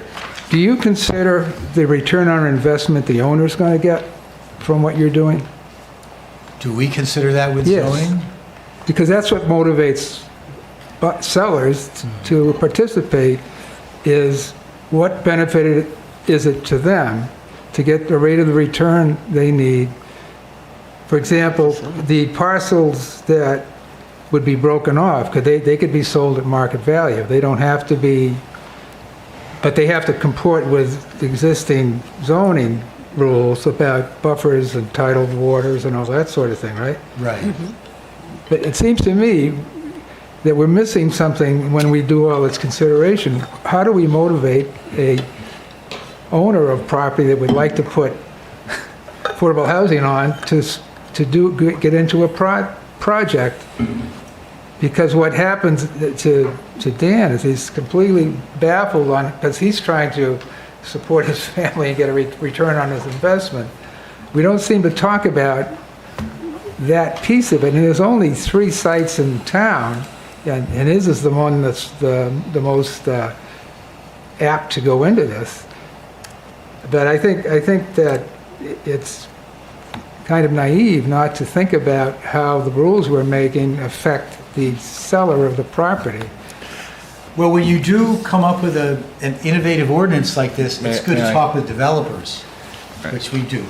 Yeah, and that is always in the back of my mind, and that's one of the reasons why I pushed for such a dense allotment in this ordinance.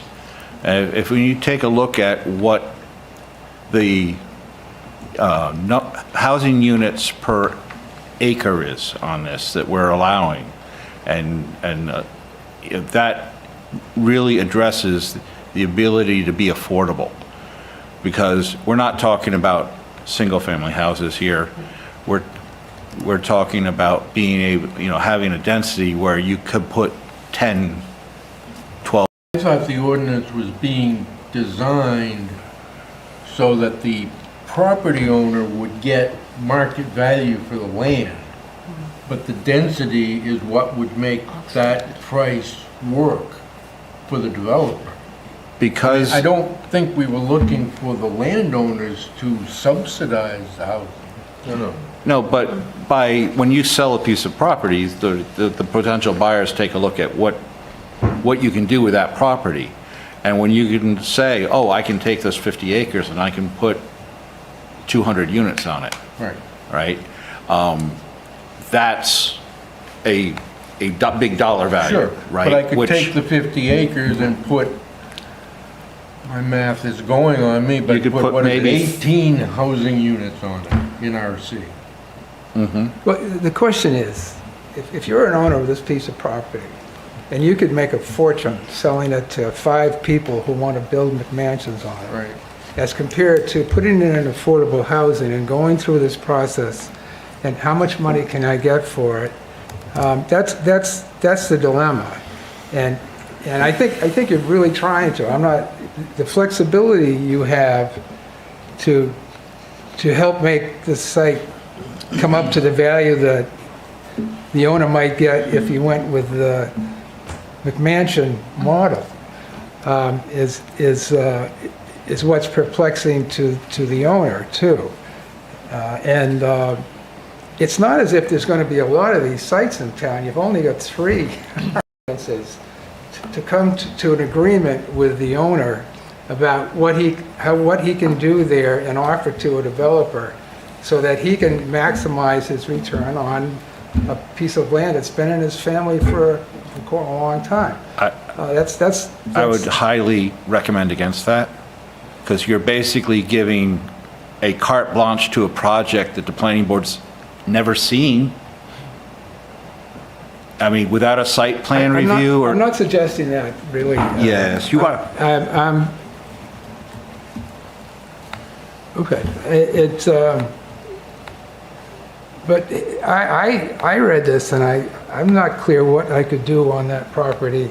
Well, that's where you would need to bring in a realtor and a developer, somebody who knows development a little bit. Somebody, as Mr. Barron said, bring in an engineer that could look at the ordinance and look at your property. And a layman understand our ordinance. But well, a layman, it's not really that hard. It's not the and ordinance. We can explain it to people. But there's one particular developer in town, and I think everybody knows who I'm talking about, who is become somewhat of an expert in affordable housing. And, John Randolph and his wife Maggie Randolph. I know all the details about that. Yeah, and I mean, they have done a few... all of that stuff, I've got all of that. Well, and I know Mr. Randolph has looked at this property and has looked at some, schematic approaches. And he feels confident about what he could do with the property potentially, recognizing that he has not had a topographic survey. But he, I think, is somewhat familiar with it. He's got a pretty good sense of what he and Maggie could do with the property. So I think he has been negotiating with the property owner. They're still talking. He has a pretty good idea. I think Mr. Randolph, who is a developer, has a very good understanding of the ordinance. He's read it carefully. We've talked about it. He knows what he could do. So he's comfortable with it. I think he's got a good feel for what he could do with the property and what it's worth. But that's a private matter, whether a buyer and seller Sure, it is come a to private terms. matter, but I can tell you the owner is not in that position. I'm just trying to find a way to get this done and so that everyone comes out with what they want.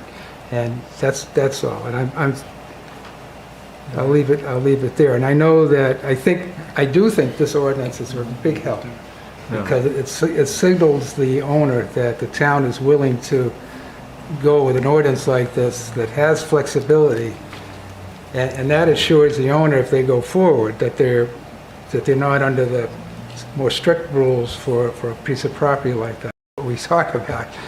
Because I'd love to have that property get its best and highest use.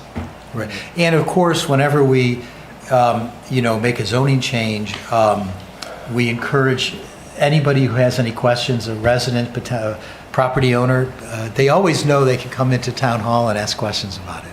Right.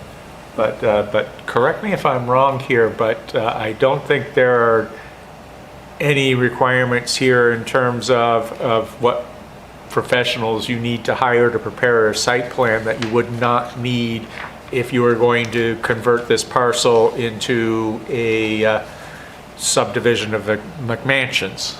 Am I correct about that? Yeah, similar. Still have to do it.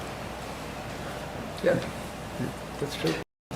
Which is, a process. There's 3 steps to it. You've got to have conceptual, design review, formal application, and you have to have a HIS survey, which is pretty involved. So, but you could do a 150, 200 units with a topographic survey, but it would not have to be the detail of a HIS survey, and you would not need those 3 steps. You'd have 2. There was preliminary discussion formal. at the Conservation Commission, because we discussed this at length, about whether 60% was too high or too inflexible for the part of the parcel that was kept in open space. Did you have any thoughts on that? On the 60%? Well, Todd and I have talked about it a little bit. The planning board deliberated it. They considered some options, but they decided on 60%. I'll defer to Paul. Yeah. Yeah, the thought behind the 60% is, well, again, we're not talking, in order to get the density that we're looking at, you're talking about a unit on a 1/16 of an acre or so, right? Which is very unusual for Durham, but it's not uncommon elsewhere. Because now you're looking at, I'll put a duplex on a 1/4 acre, duplex on an 1/8 acre, or I'll have a cottage coat, something like up on Copper Lane in Dover. You might not have been by, it's by the 90, just above the 99, and they have 7. They're single-family homes on probably 1.5 acres. All right, and it's just a little court. It's on a short court road. When you start looking at doing townhouses or other types of units, getting the level of density to put, to use that one properties in mind, to put 200 units on 50 acres, including roads, that's not that dense. The 60% isn't that bad, and what that 60% does is it helps with an eye on what the future SPOD was, or WCOD wetlands overlays would look like. That is promoting the wildlife corridors. It is improving our setbacks from our wetlands over what our current regulations are, and keeping in mind with an eye to what we want them to be in the future. So I don't see the 60% as being a problem because of how close we're trying to bring all the actual living units. If we said 50%, that would simply mean they'd be putting more grass between the units. That's what you would get for it, is grass. I don't need that extra 10% of grass. What's wrong with grass? It looks good. Grass is the lowest green Because you level allow green you to space spread the 100 you could units have. apart a little bit. I'm really uncomfortable with the way that came out. It seems like they should. The Sophie Yeah, the one with the cottages at Dover River Road. Yeah, Oh, okay. with the The tiny houses? tiny houses. This isn't No tiny windows. houses. Sorry. Back River, has anyone visited there? I'm just curious. Back River Road in Dover? It's actually fairly roomy. I The places are small, but there's actually a lot of space on that lot, those lots. And they actually also dedicated open space there. There's conservation area there that had to be set aside because Dover required it for that lot. People are living there. And people love it. Well, people You don't don't really have, I mean, not everybody likes the same things, so we just have to accept that there are people out there searching for different kinds of living than what we sit in. There are 50, 60-foot buildings. Yeah. Wayne talks about we only have 3 places in town to do this. You're That's a not true. horizontal. This was developed by John and Maggie Randolph, and I know some people don't like it, but a lot of people, from what I'm hearing, really do like it. And what they like is that it's fairly compact, and you have a series of half a dozen, 8, 9, 10 individual single units, tiny houses clustered around a green. So if you're a tenant, you have your own space. It's like 700 square feet or less, I can't remember.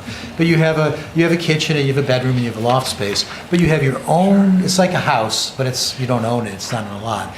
And there's around a green, and there's a real sense of community.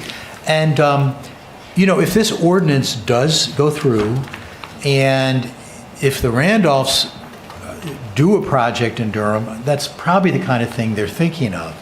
So there's a possibility we would see this, and it would be scaled up from Dover, maybe would have a couple different housing types. What matters, Michael, is not what Makes the decision. No, it's the seller who decides whether he wants to sell it or not, and under such conditions, sir. Well, I think that if that's the case, then maybe he needs to tour some other places. The Sophie Lane project is another good one.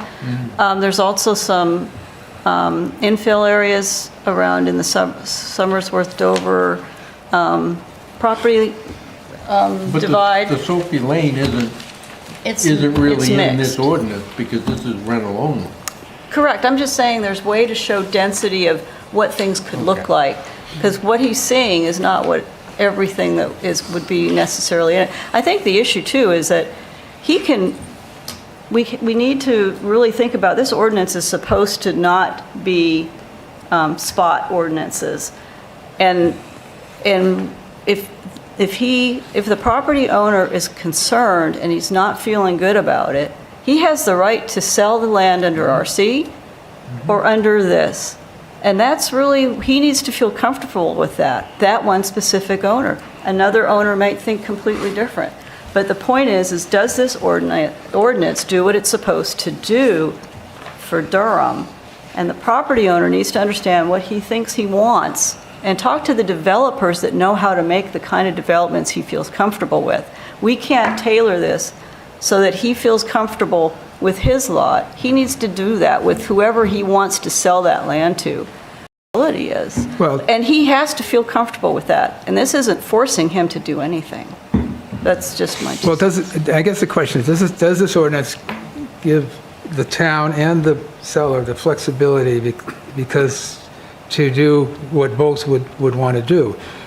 Or, I mean, at the root, can he get the same amount of money going that way as he would the McMansion route? It'd be worth a lot more as a workforce housing development than it would be as a McMansion development. Say it again, I can't. It would be worth a lot more as a workforce housing development than a McMansion development. Okay, that's good, and I think... For him, but... To him. And for us, actually. But I just think that if he's worried, he should be reaching out to people and asking questions about what the concepts could be. I mean, what are... on the one side, you're going to have 13 buildable lots or something like that. If they were senior. If they were double senior. density, So yeah. 13 buildable lots, all right? Because I don't know if he just wants to sell the land and get the land price, or whether he plans on actually footing the cost of development. I doubt he's trying to foot the cost of development. So you take a look at what 13 buildable lots might be worth versus the, 200 rental units. And you can ask your assessor if you don't believe me, but ask the assessor how that weighs on the scales. And I'm pretty sure you're going to find out that 200 rental units is worth a lot more than 13 buildable lots. They can only be rented though, right? Under the statute. Yeah. Okay, thank you. I appreciate it, but you haven't asked me because we're friends. And I think that I'll have him get with Michael again and see if they can work something out. So, thank you. Could you just clarify what was the language that was inserted or changed since the last planning board meeting that you said you thought there was an additional need for some flexibility? Yeah, wanted and to this know was, I think Karen emailed this out on Friday. Yeah. This would be under page 12 in green, it's shown there, under, J, density and dimensional standards. Other dimensional standards given in the dimensional table may be altered by the planning board by conditional use for good cause.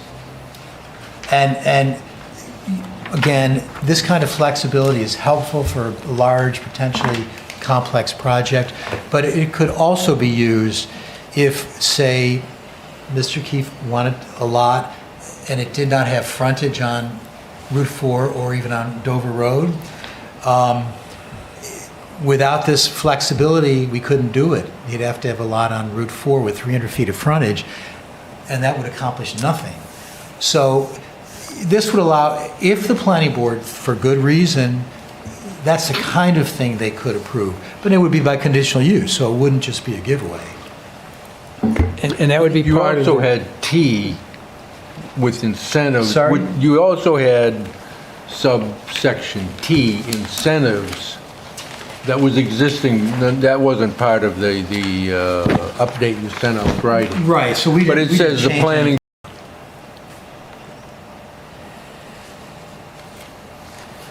And I was also just wondering, I'd emailed you earlier about the Grange and the workforce housing apartments that were included in that, in the town sale of that property, and then those failed to be used as workforce housing because they were not of interest for that purpose, and so were eventually converted to student rentals. I was wondering if you knew what year the Grange was sold in, and also how many years, so that the town had created a condition, I understand, that the new owner would need to attempt to rent them out as workforce housing for so many years, and if after a certain period they were unable to do so, then it then would convert to market rate. Do you know how many years that was attempted It was to be done and failed? 2015, my first term on the council, and the woman that moved into the affordable housing unit, I think, worked for the town, Todd. For the library. She worked for the library, that's correct. And it was just too loud and disruptive living with the students. And so what happened was that non-students just didn't want to live there. And that became a real problem for Peter Murphy, who was the owner. So he ultimately struggled with filling those, and he transitioned it to just student use. And we acknowledged it was a problem given the challenge of living with the student population. And do you know, in the condition of sale, how was that set out? Like, was it after so many years of attempting to rent it at market rate, or good faith effort at renting it, sorry, not at market rate, but to workforce housing? What was the... Yeah, my recollection was it was part of either I think it was part of the purchase and sale agreement. We'd have to look to be certain, but the owner had to make a good faith effort to market it to non-students as workforce housing. And we felt he did, but it wasn't successful. And we don't have an auditing process in place to go back year after year to evaluate what the current condition is. And so we, as staff, acknowledged, at least for that period of time, it was infeasible to rent to other than students, given that market. But he did for a while, and I think there were 2 units, and there were non-students. Is this, for a short period, but how is that pertinent to tonight's discussion? Well, I guess the question would be then, would there be any reason to not consider including or looking at some sort of statement like that in the purchase and agreement, or some sort of also kind of time-sensitive clause that, best faith efforts to achieve this, but if it cannot be achieved within a certain period of time, then certain clauses could be loosened. To achieve what? Well, What section are we talking about? Are we talking? Student rentals. It could be a statement around wanting to lease to agricultural lands. It could be a statement around energy standards. I guess as a mechanism, is that a mechanism that that the town could consider using again? I wouldn't recommend it for the overlay district. That might be something we look at when we talk about downtown infill in the downtown area. I know it's something we didn't discuss at the planning board, because, I mean, it was the first time that I hadn't heard of it before then, but maybe Michael has more context of maybe why we... That, if we were doing developments where we're saying, hey, we'll give you an extra floor in the downtown if you make it workforce housing, and then they can't fill it, I mean, that would be the area where you'd consider something like that. For this type of thing where we're trying to go 100% workforce housing, and we're allowing the, you know, we're giving the I'm not going to, 100% workforce housing isn't the right term. The whole development is geared towards supporting workforce housing, using a flexible rental schedule where some of the stuff can be, you know, where they can balance the rents across all the units. So they're going to have some lower, some higher, et cetera. I believe that type of mechanism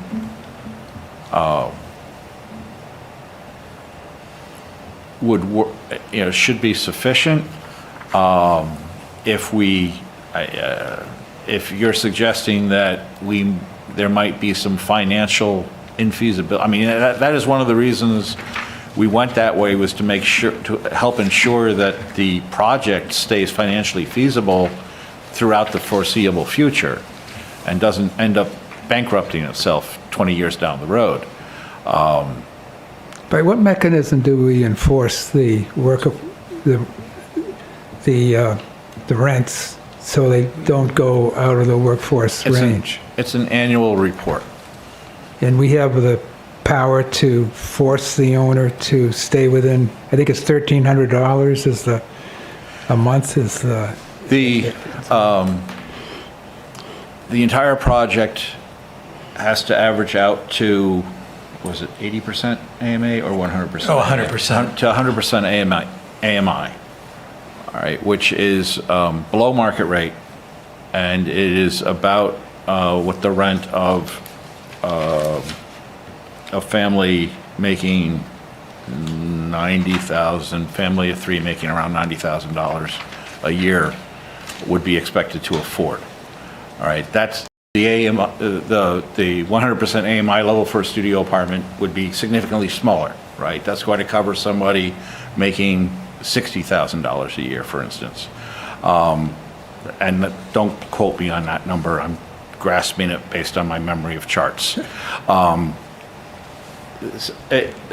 the idea is, if we can allow people who can only afford 40% in, because we're going to be letting other folks who can afford more, you know, pay a little more. You know, that's something that the management company is going to be able to deal with, is you know, being able to set rates so that they can create this balancing act. Yes. So if I could talk to you about the ordinance a little bit more. In this chart of uses, you added footnotes. And in the footnotes, footnote number 1 is, I don't find any footnote number 1 referenced anywhere in the table of uses. And nor do I find number 6 anywhere, footnote number 6 anywhere in the table of uses. Footnote number 1. Those are all existing. On page 6, those are all existing and they're not affected by any, none of that's affected by this ordinance. Right. Footnote number 1 is appears under minor street minimum front setback. Yep. That was just first one I found. There may be others. Here's 4, here's 3. Here's 3 and 3. This is the, sorry. Where do you find number 1? Minimum front setback. Minimum front setback in feet, minor street. Minor street. I don't know if you have the latest version. I mean, so there've been multiple versions distributed, but I believe I have the version distributed on November do you have the 1st, footnotes Friday. of this? And that includes the footnotes. Yeah. But it's noting something, but I don't see where it is in the chart that it's note number 1. Oh, number 1 is under minimum front setback in feet, minor street.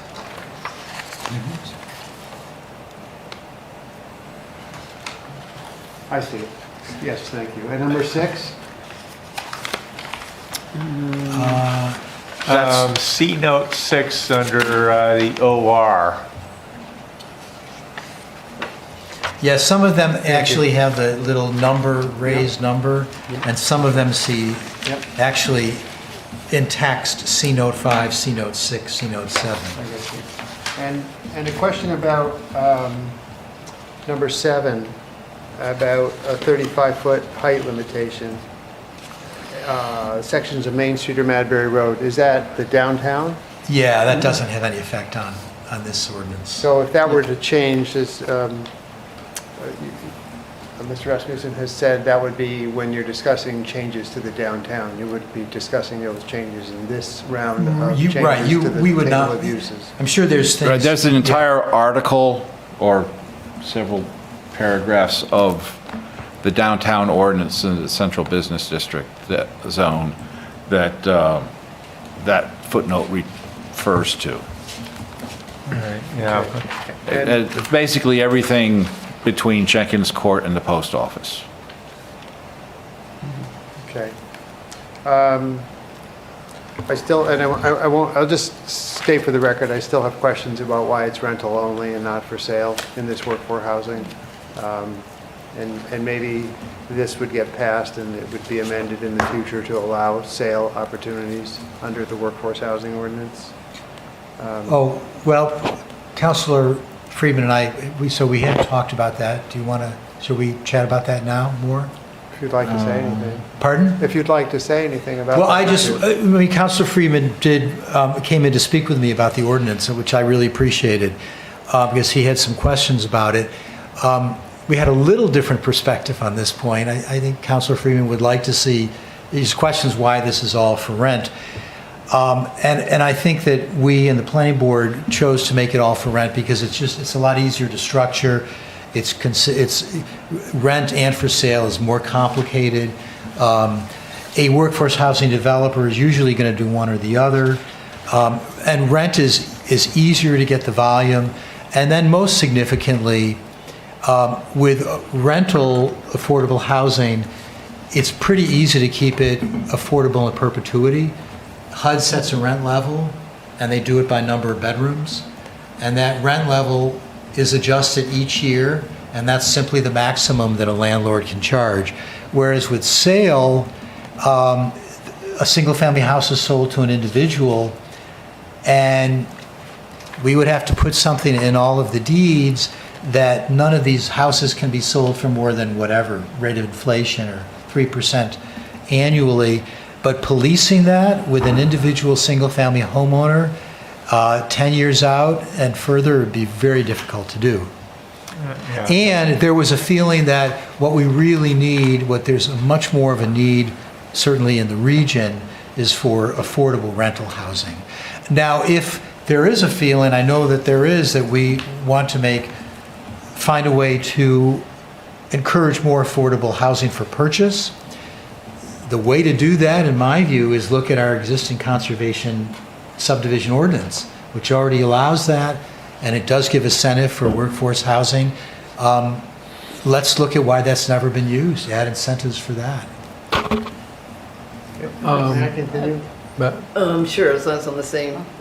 I didn't mean to put words in your mouth, Yeah. but Do you want to comment? Well, part of what confuses me is the fair market rent. If you look at F, there's a little statement where the fair market rent is the figure for which the unit is offered. But then the next sentence says, it does not consider other costs to tenants. So what is actually the rent? Yeah, so that is... What are the other costs? This is saying that, so the HUD, for example, right now, in fact, I'll give you a figure. The 2024 HUD fair market rent for this region, Portsmouth, Rochester, for a 2-bedroom apartment may not exceed $2,003. So that's the rent. So under this ordinance, the developer, landlord, owner, for a 2-bedroom unit, they cannot rent, the rent payable to the landlord cannot exceed $2,003. But And what that are the does, other costs? well, Utilities? they would, utilities Snow would, plowing, trash removal, lawn maintenance? Parking. well, so it would be Parking. up to the landlord, either the Internet. utilities would be paid separately by the tenant, or if the landlord wanted to include some utilities, then that would still be the maximum. So you're saying actually utility, okay. Yeah, I mean, My it's- point is that it would be up there to is the another landlord. clause in there that I guess would get adjudicated by the zoning administrator some point in time. Now, the reason that that language is included there, let's see, HUD fair market rent, blah, blah, blah.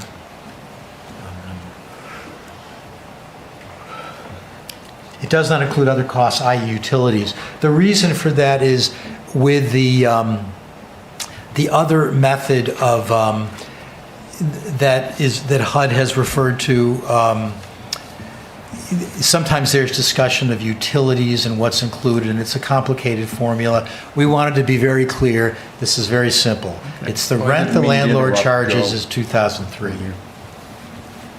Now, if the landlord wants to include utilities or not, that's up to them.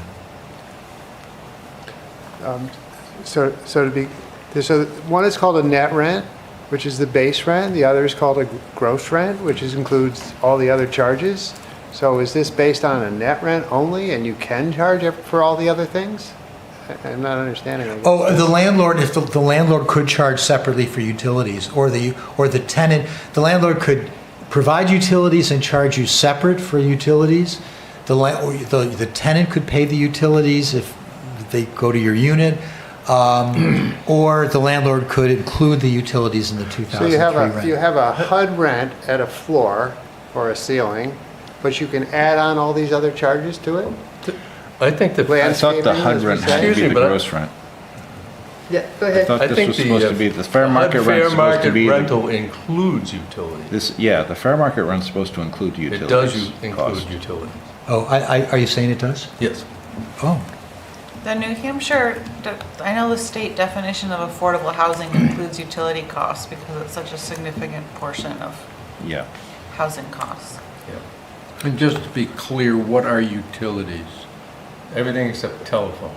Boom. Television? Verbatim.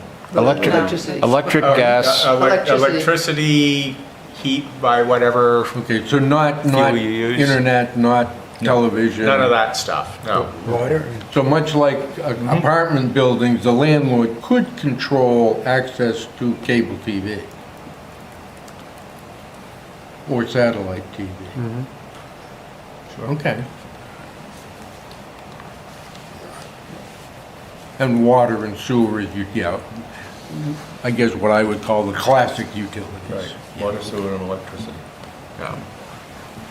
Yeah, and fuel if you use fuel to heat. Well, that's, yeah.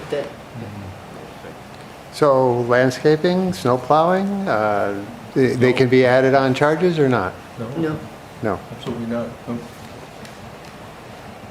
It's just like a rental unit. If you go and rent a place, you you pay for the plowing, sure, but it's included in the rent. It's not, you don't add it on.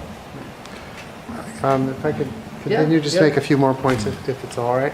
I did question the maximum of 12 dwelling units. It seems somewhat arbitrary to me. In E4 on page 10, housing types, no individual building may contain more than 12 dwelling units. I don't understand what that. we're playing to a fire code rule there, and to try to avoid big, large, it says that it has a minimum distance where the entrance to your apartment door has to be within a certain distance to the stairs going down. Apartment buildings usually have stairwells on each other end, so that people come out, they head to the nearest stairwell. By going with 12, what we encourage is a center story, a center staircase type, 3-story, 4-square type building. So 4 apartments per level with a center, that it's accessed through a center staircase. And that was one of the configurations that we came up with for doing 12, which creates a look which is very Durham-esque, and the idea that it's just, you think about a lot of your historic buildings, your 12 apartment building in that configuration is going to resemble them, potentially. You can also do, and puts a limit onto how many row houses you might have. But yes, 12 is arbitrary. I mean, any number you pick is going to be arbitrary. We just felt wonder 12 why was it a would- reasonable maximum. It doesn't seem related to land. You could, no matter how many acres, you're saying 12 units is it? 12 units per building. Per building. Per building. So there's, and it's also, the intent of this is to be a missing middle housing project. I don't know if people are clear what missing middle refers to. It was described in there. Yeah, so the idea is, much as we love Riverwoods, frankly, I think Riverwoods is great, but I know it's very large. And a lot of people are sensitive to the scale of it as being on the gateway. But this will not be a Riverwoods. These are going to be smaller structures that are pretty light on the landscape. On page 11, number H, housing guarantees. So they're prohibiting... I'm just going to interrupt for a minute. I'm wondering whether questions that people have should be sent in along with James's. I'm looking at the clock and thinking that if you all are going to be reviewing the ones that James has that are written out, I wonder if other counselors would be willing to write theirs out and submit them to the planning board so they can give us feedback at the next meeting or at the appropriate time. Is that? Well, how many more? I only have a couple more. I have one. Okay. I was just wondering- I'm just looking at the clock and thinking. I know, I was just we're- wondering, are we saying, because I thought at the beginning we were starting to talk about doing more of the talking after a public hearing, so I'm just wondering Right. if we're setting up for that or what we're doing, because like you said, I mean, which way or what's the direction, I guess was my question. Right. I almost wonder, because I think there's two different things. If corporation, that might Right. sort of set one agenda pathway, and if we don't feel it's ready for public hearing, then we might consolidate, similar as to what we did with the definitions, we might consolidate comments and then send it back to the planning board for additional work. So maybe it's worth kind of getting a straw poll to figure out which agenda path we're headed towards. Much of my Comments? bias came from attending the public hearings that the planning board held and listening to what the public was saying that they wanted or didn't want, whichever. And so I think public hearings are very valuable tools. Is it ready? I don't know. I'm always ready to listen to the public if they're not going to be yelling at us. I don't know where you get that. Other comments? I'm just trying to. Can I just say my last comment of substantial would be the map. I would like to see that map updated and improved. And I've made my comments to Michael about that map. It's showing pink, but it's showing lots that look like they have multiple zones within the lot on these maps. It's misidentified in the ordinance. It should read the supplement to official zoning map. A couple colors are used, but not all the colors.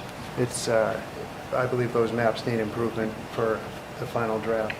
Helpful to have a very solid map before a public hearing so that the public doesn't get confused. And again, when you look at it in black and white, it's almost impossible to tell what's going on in those sites. So I do recommend you putting hash marks on the affected properties as opposed to colors. The colors are inconsistent on the maps that have been provided to us.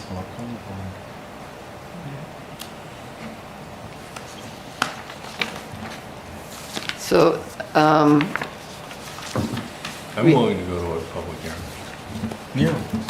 public hearing? Sure. I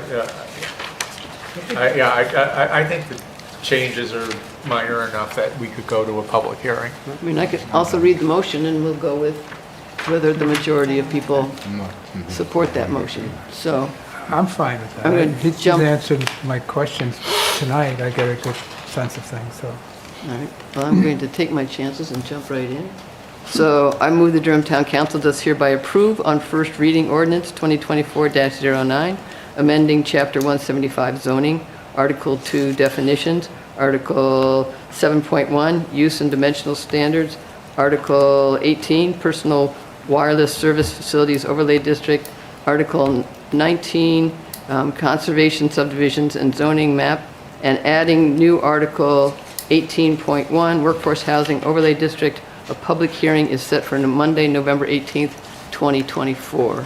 Is there a second? Also, Councilor Ford. Discussion? Okay, we ready to vote? We'll do a roll call vote. And I'm happy to start again, and then I'll go this way. Sally Udell, aye. M. Friedrichs, nay. James Bubar, aye. Heather Grant, aye. Curtis Raster, aye. Harold Ford, aye. Eric Lund, aye. Wayne Burton, aye. Joe Friedman, aye. Okay.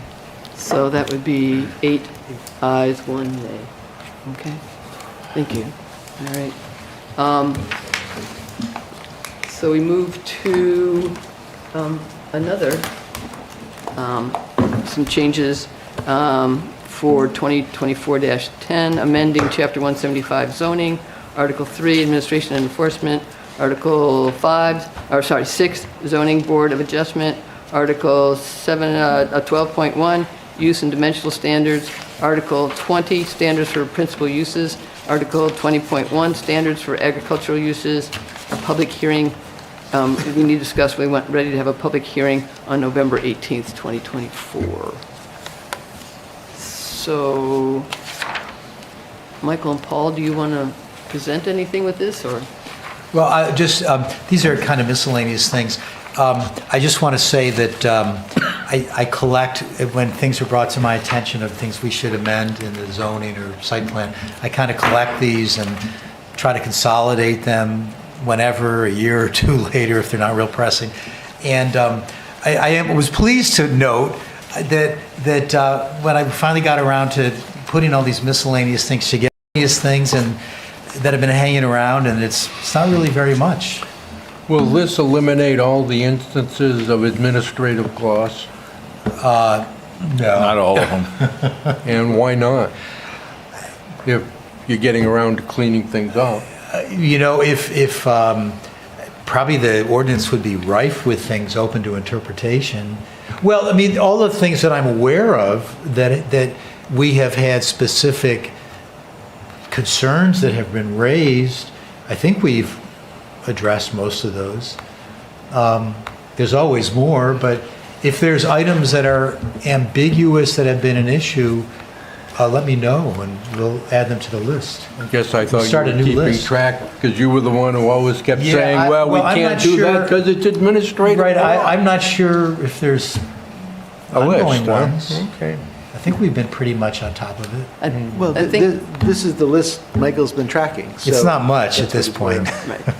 And it's not intended to be a complete change. We can make changes to ordinances in pieces rather than trying to take on Right, the right. whole ordinance at once. Right. It's almost not even worth it. When I thought that there was a lot and there's not much here, but it's bringing us up to date on some odds and ends. Yeah. It's really housekeeping. I know that one of the concerns of the public is the fact that things of that nature, but I know that that concern is out there. Right, well, that actually, we will soon be bringing to you the definitions back. Now, it's in there, should it be taken up as part of definitions? It's up, I think the planning board is still deliberating that, I recall. Maybe they made some change in the draft. I thought we did address that, Oh, well, it's coming for public hearing in 2 weeks. right? So it's in the next change that was here with you once but is improved. Does anybody have any questions or comments of what is in front of you now? I just wanted to say, this does include the compliance issues, though, that needed to be updated. The childcare in here is a compliance for a change for New Hampshire. Right. What else is it, was there something else in here that? Well, and we also, per the Councilor Friedrichs and the Energy Committee, it's making a change to small group net metering on page 7. Right, basically change, in central business, professional office, Churchill Courthouse and Coe's Corner, changing from X to P. For freestanding. For freestanding. And solar array. And we did not allow small group net metering. So I think they erected it only for their own use, if I'm remembering correctly. I was on the HDC which approved that. Yeah, so when they came back to ask for the net metering, they have 2 properties over there. They wanted to be able to use it for both properties, but our zoning doesn't allow that. So they could only use it for the church. Right. And so this ordinance would rectify that situation so that they could come back and apply for the net metering. We could expand the array in the future to also cover their residents that they use for their, The rectory. yes, the rectory, yes. So my recommendation would be if people have questions they would like to see addressed for these, can sort of follow the same pattern as we did for the last, and that is knowing that there's going to be a public hearing. Maybe those could be addressed. I'm not necessarily seeing that there's a lot that you all are questioning, but it might be the way to take this on as well. So I'm going to go ahead and read the motion. I move the Durham Town Council does hereby approve the first reading ordinance of 2024-10, amending Chapter 175 zoning, Article 3, administration and enforcement, Article 6, zoning board of adjustment, Article 12.1, use and dimensional standards, Article 20, standards for principal uses, and Article 20.1, standards for agricultural uses. A public hearing is set for Monday, November 18, 2024. Is there a second? I'd like to second. Second, Councilor Friedrichs. Discussion? I think we sort of already did that. All right. Okay, I Yes. do have one question on 175-19C, where you're talking about concurring vote of 3 voting members of the board shall be necessary to take action. Given that quorum is 4, there would be no circumstance under which you would have fewer than 3 votes in order to have a motion pass. So, not true. You could have an abstention or 2. Okay. You can pass a motion on a 3-2 on a 3-2-2 vote. But, 3-4, 3 against, 2 abstentions. The 2 abstentions end up going with becoming ayes. That still has 3 voting members. So, but it would be if you had 4 voting members present at the meeting. If it were, you could have a 2-1-1, and that would be considered to pass. Well, this is for the ZBA, 3 voting members for any action. And this is just consistent with that, rather than the 2 items that they state is any action. The ZBA has to have 3 people voting So affirmative. it doesn't mean you have to have 3 positive votes, you just have to have Could be 3 3 or 3 people negative. voting and the majority rules. Yeah, because my understanding, if the ZBA votes to approve a variance 2 to 1, it Concurring does vote not, of it's not 3 sufficient. members. So I guess you have to have 3 people agreeing. Okay, Out of a total of 5. right. Okay. Are you ready to vote? I think we had to do something with the composition fee. All right. Yep. So we can vote. Yeah. Do a roll call vote. We've had our motion, we've had it seconded. We're ready to vote. Okay, I'll start. Eric Lund, aye. Wayne Burton, aye. Joe Friedman, aye. Sally Dell, aye. Okay, thank you. All right. We're on to approval of minutes from October 7th and October 21st. Thank you, Paul and Michael. Thank you. Thanks for coming out, Jim. Sure. See you on November 18th. Thanks, Paul. Good night. I'd like to make a motion to approve the October 7th minutes, as Okay. assuming there's maybe some minor amendments sent to Karen, but Yes, does anyone have anything major for either of these No. that would change the intent? I All do right. have some major for the 21st, but not for the 7th. All right. Well, we should address them separately anyway. I'll second that motion. Second, all right, from Council Friedman. Okay, let's vote. I'll start. Sally Dell, aye. You can go this way. M. Friedrichs, aye. James Spoolbar, aye. Heather Grant, aye. Kurt Tracer, aye. Carol Ford, aye. Eric Lund, aye. Wayne Burton, aye. Joe Friedman, aye. Okay, so that's unanimous. October 21st, 2024, things that you wanted to see changed. So on page 12, line 39, it cites that it was me that pointed out that limiting units to 12 in one building isn't really workforce housing. I didn't make that comment, I'm not sure. Maybe it was Councilor Friedman. Where is? Page, sorry. Page This is 12, page 12, line Line 39. 39. Thank you.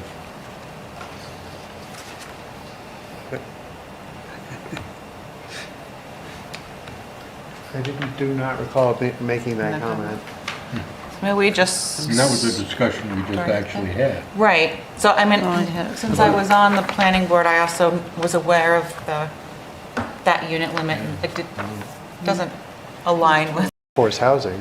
What about if we said Oh, okay. it was, That, yeah, you probably questioned again, why are you limiting it to 12 units? Right, right. So, yeah, you definitely question why the limit to 12. It was, Right. yeah, you may not have said that that would have disqualified it as workforce housing. Correct. It's easy to check. Well, it's either go back to the DCAT and figure out who said what. Painful to do that. But it should be Council Friedman. and Michael. Definitely should be Counselor Friedman. I feel like you're getting set up for something. You know what else he said?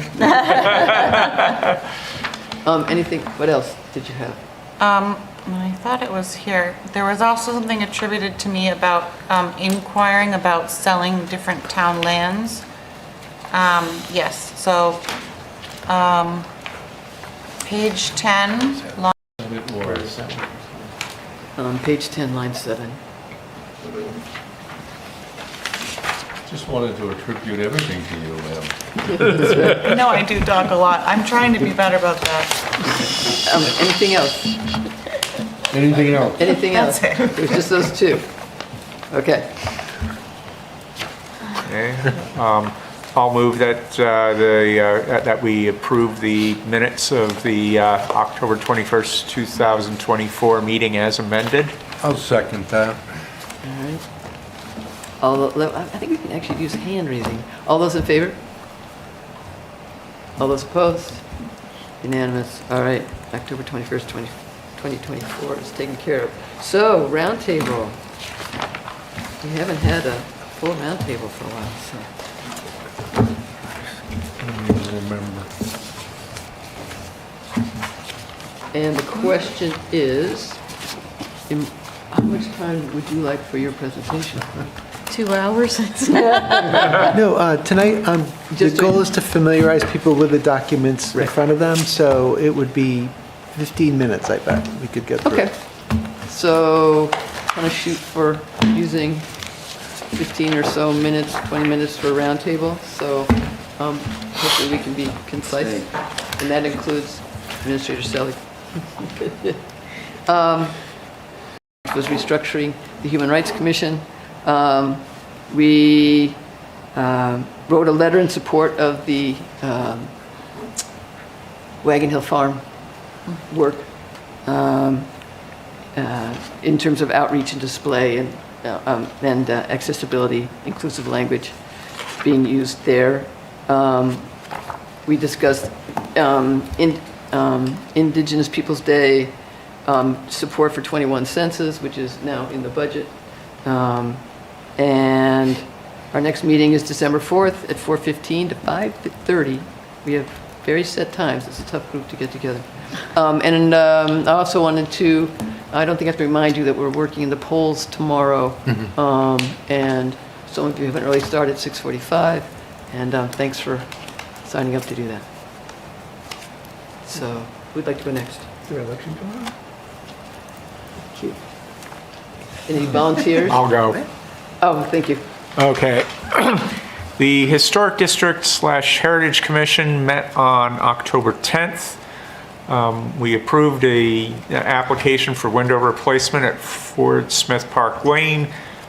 We approved a plaque for the old brick town hall, which we are hoping will be the first of a series of such plaques on buildings within the historic district. And we forwarded to the planning board an ordinance with a couple of minor tweaks to the HDC ordinance. One of them modifies a tree removal requirements, and the other deals with certain minor activity that would be exempt from HDC review. The November meeting of the HDC has been canceled for lack of business, so the next HDC meeting will be December 5th. As for the Energy Committee, the November meeting of the Energy Committee has been moved to November 12th so that it does not occur on the night of the election. And as the committee has not met since our last roundtable, I have nothing else to report. Okay. Yes. Land Stewardship Subcommittee has not met since our last meeting, or since I reported last. But it is, I do have something to report. Two members of the subcommittee have volunteered for land stewardship training that Sarah Callahan is going to provide. So they'll be doing land stewardship of town-owned land. Good. Oh. In the future. That's with Mike. Right now. You're done. He's done, right? You're done. Good timing. Sarah Callahan's not going to be working for the town. No, She doesn't she work doesn't. for the town. She She works for doesn't. UNH, and she's going to be providing the training from her position as, at UNH. Good. Okay. Good. Okay. Councilor For Register. Agricultural Commission, I have not attended in several weeks as they continue to coincide with the town council meeting. The next one I'll actually be able to attend in person is December 9th. However, I've been in communication with Ms. Walker. They had a housing presentation by Sally Tobias. The previous time I didn't get the brief due to the abridged meeting. And then they had an after action in regards to Farm Day, of which the commission considers Farm Day a overwhelming success.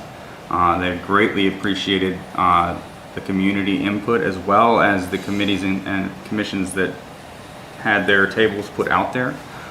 They are looking to try next year and get a more robust town representation to help with Farm Day advertisement, as well as just setting up and doing their booths and stuff to give a little more inclusivity to the town's operations. But it was very well received by all individuals in the room.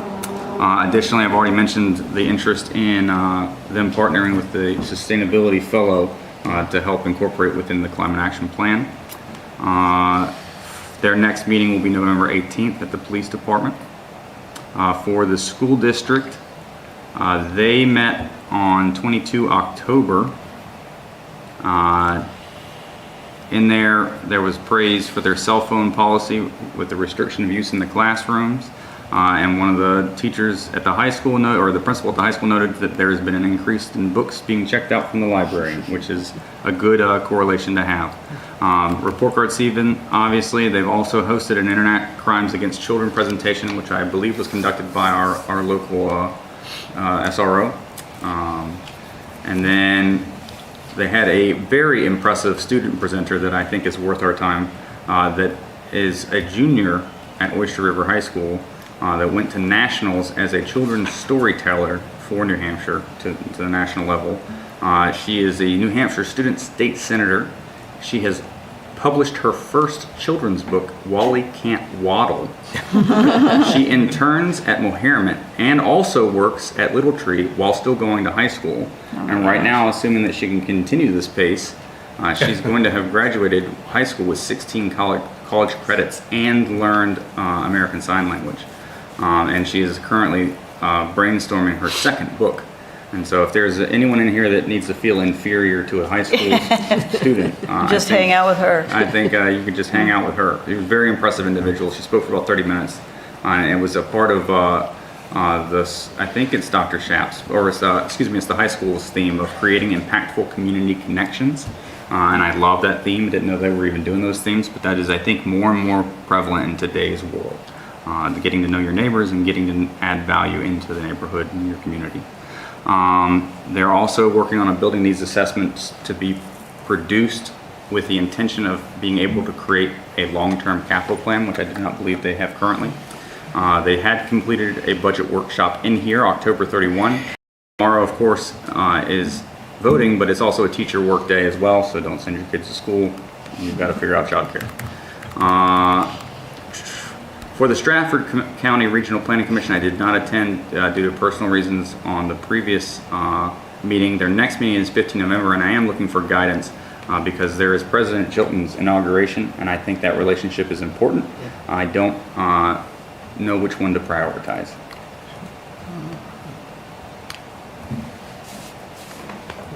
Yeah. Why you get the big The part. president gets, Welcome to, the president gets inaugurated once. The Stratford Okay, Regional I Planning just wanted to make Commission sure meets consensus every on month. making the right decision. But that was the one I was gonna make, but I wanted to make sure I was making the right one. And there is another member too, for the SRPC, right. so. So, I'm going to skip that one unless otherwise directed. And then to close out, I have two personal statements. One, I wanted to acknowledge the non-standard and challenging position that the clerk's office has been dealing with for the last freaking month and a half. And I think they've been doing a great job facilitating normal operations, registering all the new voters that have been coming in here, as well as combating frivolous inquiries from outside entities while protecting residents' personal information by law.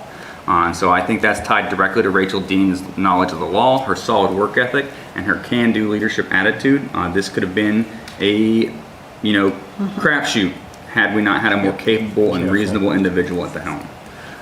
Additionally, main staffers, they're not out-of-town strangers shipped in from Massachusetts or other parts of the state. These are our neighbors. These are people who care about service to democracy, and they care about your ability to use your voice. And I think it's a trying time. And so if you don't know what else to do, or if you're getting frustrated, be kind and go vote. And that's all I have. Sure. I attended the Conservation Commission meeting on the 28th. We heard from Sarah Callahan, and we appointed her to be an alternate on the Land Stewardship Committee. Does that have to come to the council? No. No. Okay, so she's all set. We reviewed an application for Riverview Court to do a structure on the shoreland. We did decide, am I eating the microphone? To continue that we didn't have enough information from the landowner to make it a Riverview Court. We had a long discussion of the Wetland Shoreland Overlay District. You've all heard of that, I guess. And I guess we passed it on to the council because it's on our agenda now. I don't remember. You should have passed it on to the planning board. The planning board, okay. Did we do that? I can't remember at the end. I was too sleepy. But it was mostly a lot of the concerns that were raised tonight. And because it's a complicated issue. Because of that, we were not able to have our plant species in the site plan regulation discussion, which I would have no idea what they were talking about. But it was a good meeting.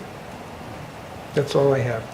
Oh, tomorrow, I really am worried that there's a national strategy to gum up the works on this election, right down to the town, so that someone may be able to provide a rationale for denying the results of the election. And call me a conspirator or something, but if there's something really strange going on about in our little town having the kinds of questions asked, you see what I mean? But I'll just leave it there. I hope not, but. Well, I have Yeah, I just a know, quick, that's three of you on this side. you want me first Sure, that go way, ahead. or I can't tell anymore which direction we're going? Oh, so Yeah, I almost- we got one here, and we have, 8 minutes. Okay, yeah, I don't, so this is a Housing Task Force, last meeting.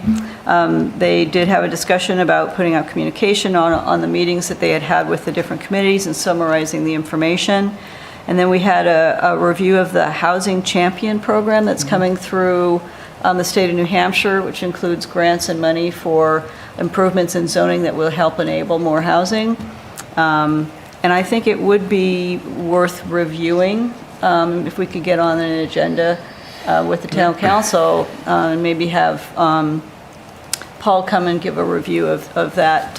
It's like a checklist. You get points for certain things within the zoning that help enable housing.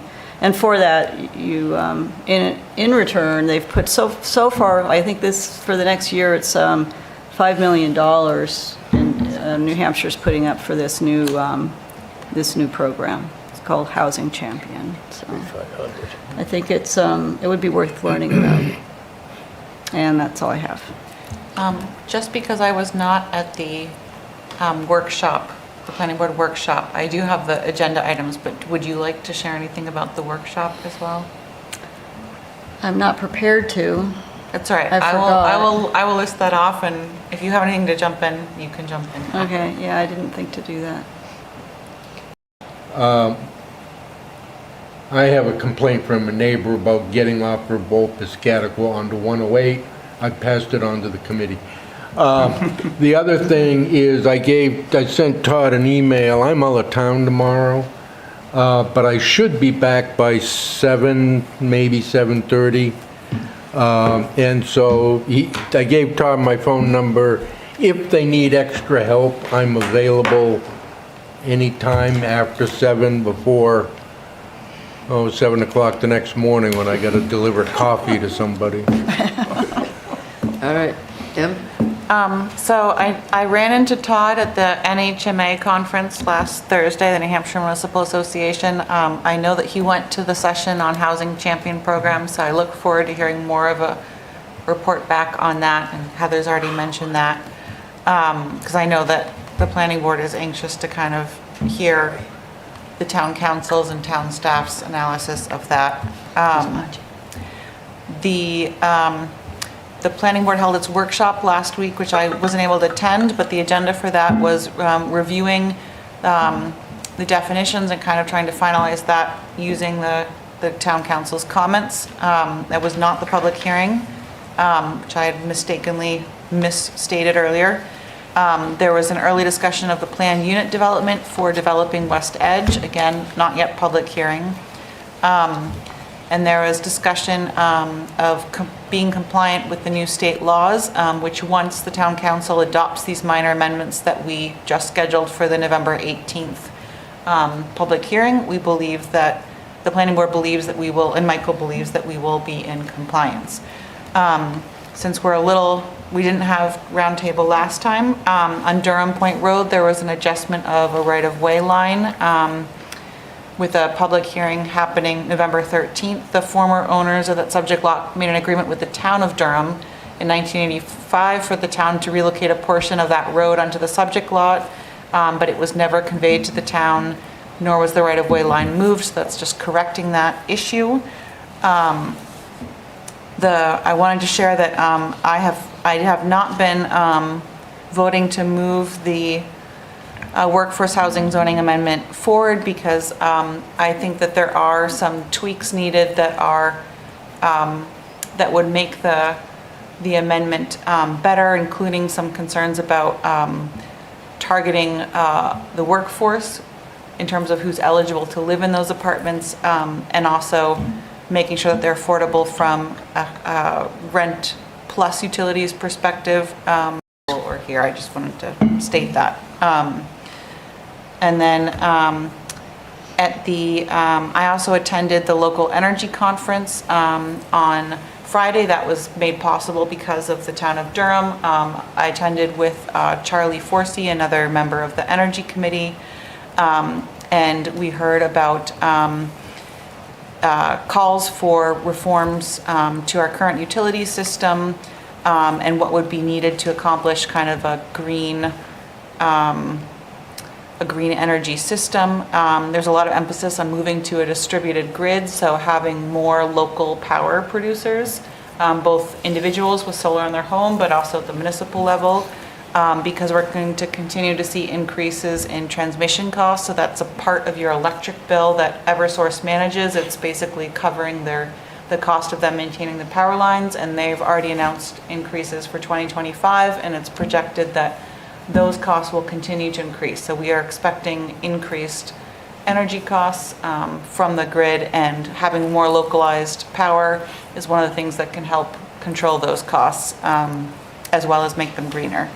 There's also discussion of increased small nuclear power plants by by Representative Michael Vos. That's going to be an initiative this year for him at the kind of the local or the legislative chat, and about doing some privatization options within the grid. I didn't stay for the rest of that presentation. I went to instead the affordable, the overlay between housing and energy.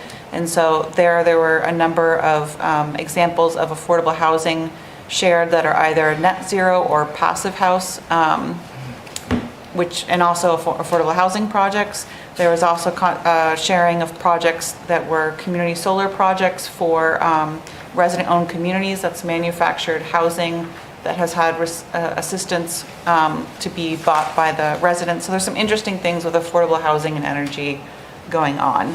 And then the last item on here is just, since we didn't have roundtable, concerned about that. And so some of those questions that I've been hearing, and I think I shared with the town council, I certainly shared with Todd and with Chief Kelly, that, the number of inquiries that I had been receiving. And some of those questions included, why isn't Durham included in a review of the UNA's police actions if the town authorizes their police force? So being excluded from the review of the May 1st incident happening at UNH, so concern about that. Also hearing concern about the body cam footage not being reviewed. Apparently there was body cam footage from the May 1st incident, and it hasn't been reviewed in the public record. And there have been 2 different right-to-know requests submitted to the state police, and neither has showed that that Governor Sununu did direct police to the vicinity of Durham. So there's concern around a lack of transparency, and why isn't the information showing up in a right-to-know request that aligns with the official narrative that has been put out by UNH, and which we've heard, also agreed that narrative. Todd has supported that narrative, but why is there not a record of that, and why is there a lack of transparency? So wanted to bring forth those concerns. The Parks and Rec did not meet this month, and their next meeting will be on November 26th. And I think shortly we'll be seeing a presentation by the Parks and Rec Chair to be delivered to this council. In the interest of time, I will put off my comments on the Seacoast Economic Development stakeholders till our next meeting. That's my report for today. Thank you. Administrator Selig. Thank you. So at the New Hampshire Municipal Association conference last week, I did attend a forum on the Housing Champion Program.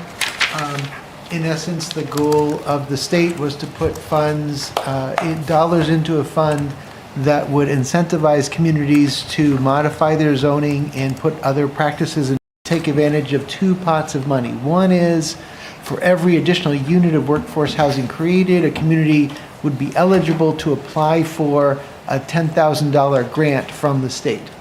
And those dollars could then be used basically in nearly any way the community wanted to use them, either as monies to the general fund or as a subsidy to the workforce housing project or funds to acquire the land for such a project.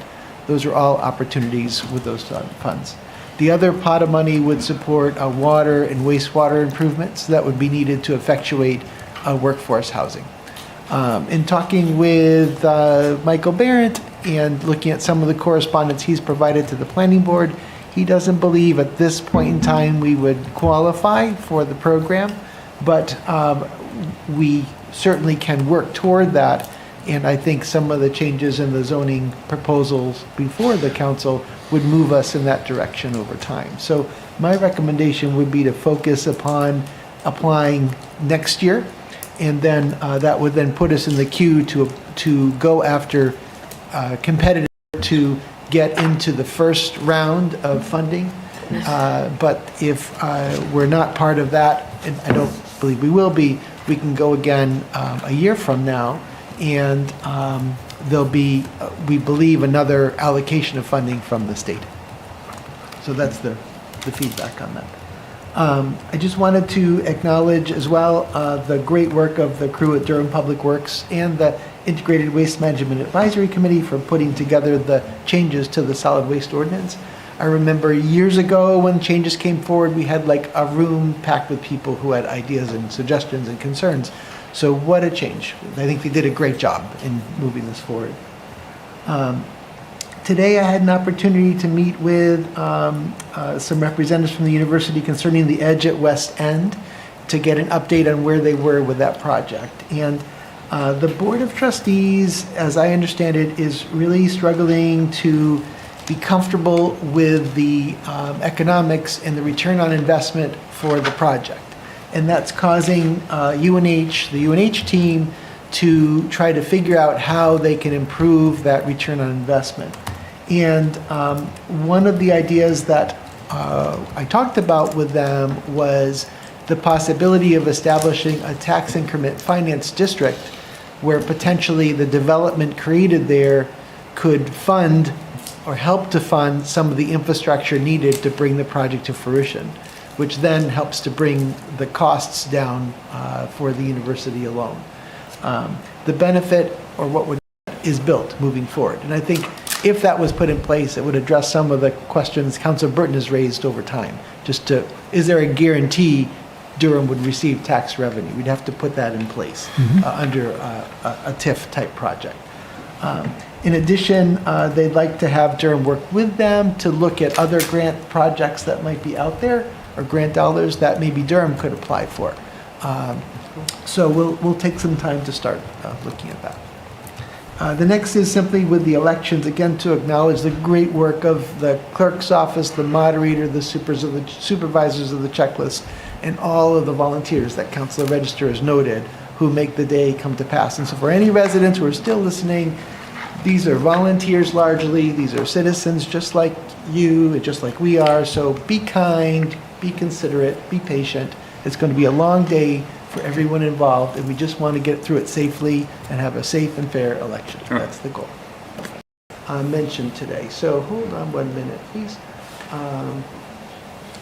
The first is this: we hear regularly about the Lamprey River Hard Pipe Project, and Mr. Hall makes a number of allegations or comments in terms of how the funding was allocated. And I just want to note that in the 2001-2002 timeframe, a total of $1.546 million was expended on that project, and the cost allocation was in fact 2/3, 1/3 per the agreement that was in place at the time.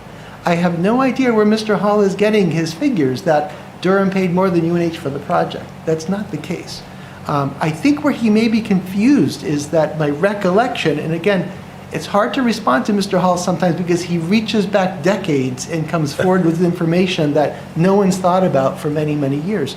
But my general recollection was that UNH had some dollars in cash, I think around $600,000 in cash that they put into the project, which leaves about $300,000 that we bonded. So my bet is he's looking at what was bonded and making some assumptions on the allocation. But in fact, that's incorrect because there were some separate funding sources. So I just wanted to note that for you, and my hope is it's helpful. Let me just see. Next item. We've heard a lot about the Cutter Beach Hill LLC versus Town of Durham case, and it sounds as though from Mr. Hall's commentary that it was a big secret. I just want to know, this was discussed at council meetings. We put out a pretty detailed overview of the case in the Durham Friday Updates on June 23rd, 2017. So for folks who are interested, they can read all about it. I'm not going to read it all here. But there was also commentary from Mr. Hall about what the allocation of costs were, like who paid for what. So here, the town paid $250,000 toward a $550,000 settlement. In January of 2018, $191,000 came from the Water Capital Reserve Fund, and $59,000 came from the Water Fund balance. All of that would have been thought about with the council as part of the process. And then Primex, our insurer, covered the residual, which was $300,000. I was on the council, and I remember that. It was done above board. Absolutely. So I just want to be clear about what happened, and we were able to settle that case. It was a very complicated case, and it dates back to a land transaction between Jesse Gangwer, who owned what we used to call it's now Aroma Joe's. It used to be the Tin Palace back then. And the Gangwers at the time wanted to have ownership of some of the land that was in front of their business to create an outdoor patio area. And the town wanted the use of the site where the water tank was sited on top of Beach Hill that Mr. Gangwer owned. So it was a swap of land. But for whatever reason, either the town never received the deed for the parcel, or we did, but it was lost and never recorded. We don't know what happened. None of us were here at the time. It happened in the 80s. But the town was left with trying to figure out how to resolve this issue. And Gangwer was represented by Dave Garvey, who was a developer at the time, and legal counsel. And they were fairly aggressive in their demands. And so ultimately, we settled the case. The town does have the right to have the tank up there. We have access to the tank. And so the issue's been resolved. And the settlement agreement per law was filed in the clerk's office for a long time. So it may still be there. So I just wanted to note that as well. And then in terms of the way in which we pay for the operations and capital cost of the water system, this is all outlined in the town university memorandum of understanding dealing with water and wastewater costs. And section 7 deals with sharing of costs for the water system, both capital costs and operating costs. And essentially it says the resulting average percentage of water used by each party over that period will be the cost share for operation, maintenance, and minor repair of the shared water system for the 12-month period commencing the following January. And in the budget letter, you'll see there's a history of what that allocation has been over time, which helps to describe some of the increases in more recent years. Was that MOU authorized or approved by the town council? Yes, it was. Thank you. It was. And prior versions were too.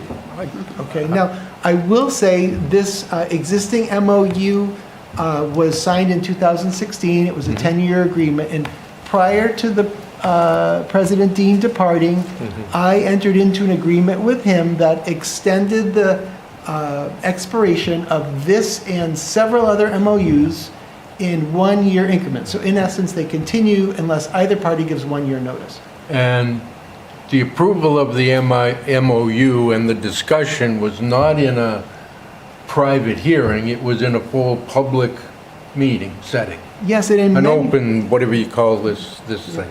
yes, Right. and that's right. And in many So of these- anybody who Yes. wanted to pay attention to what was going on would know what was going on. Correct. Thank you. That's correct. Let me just see.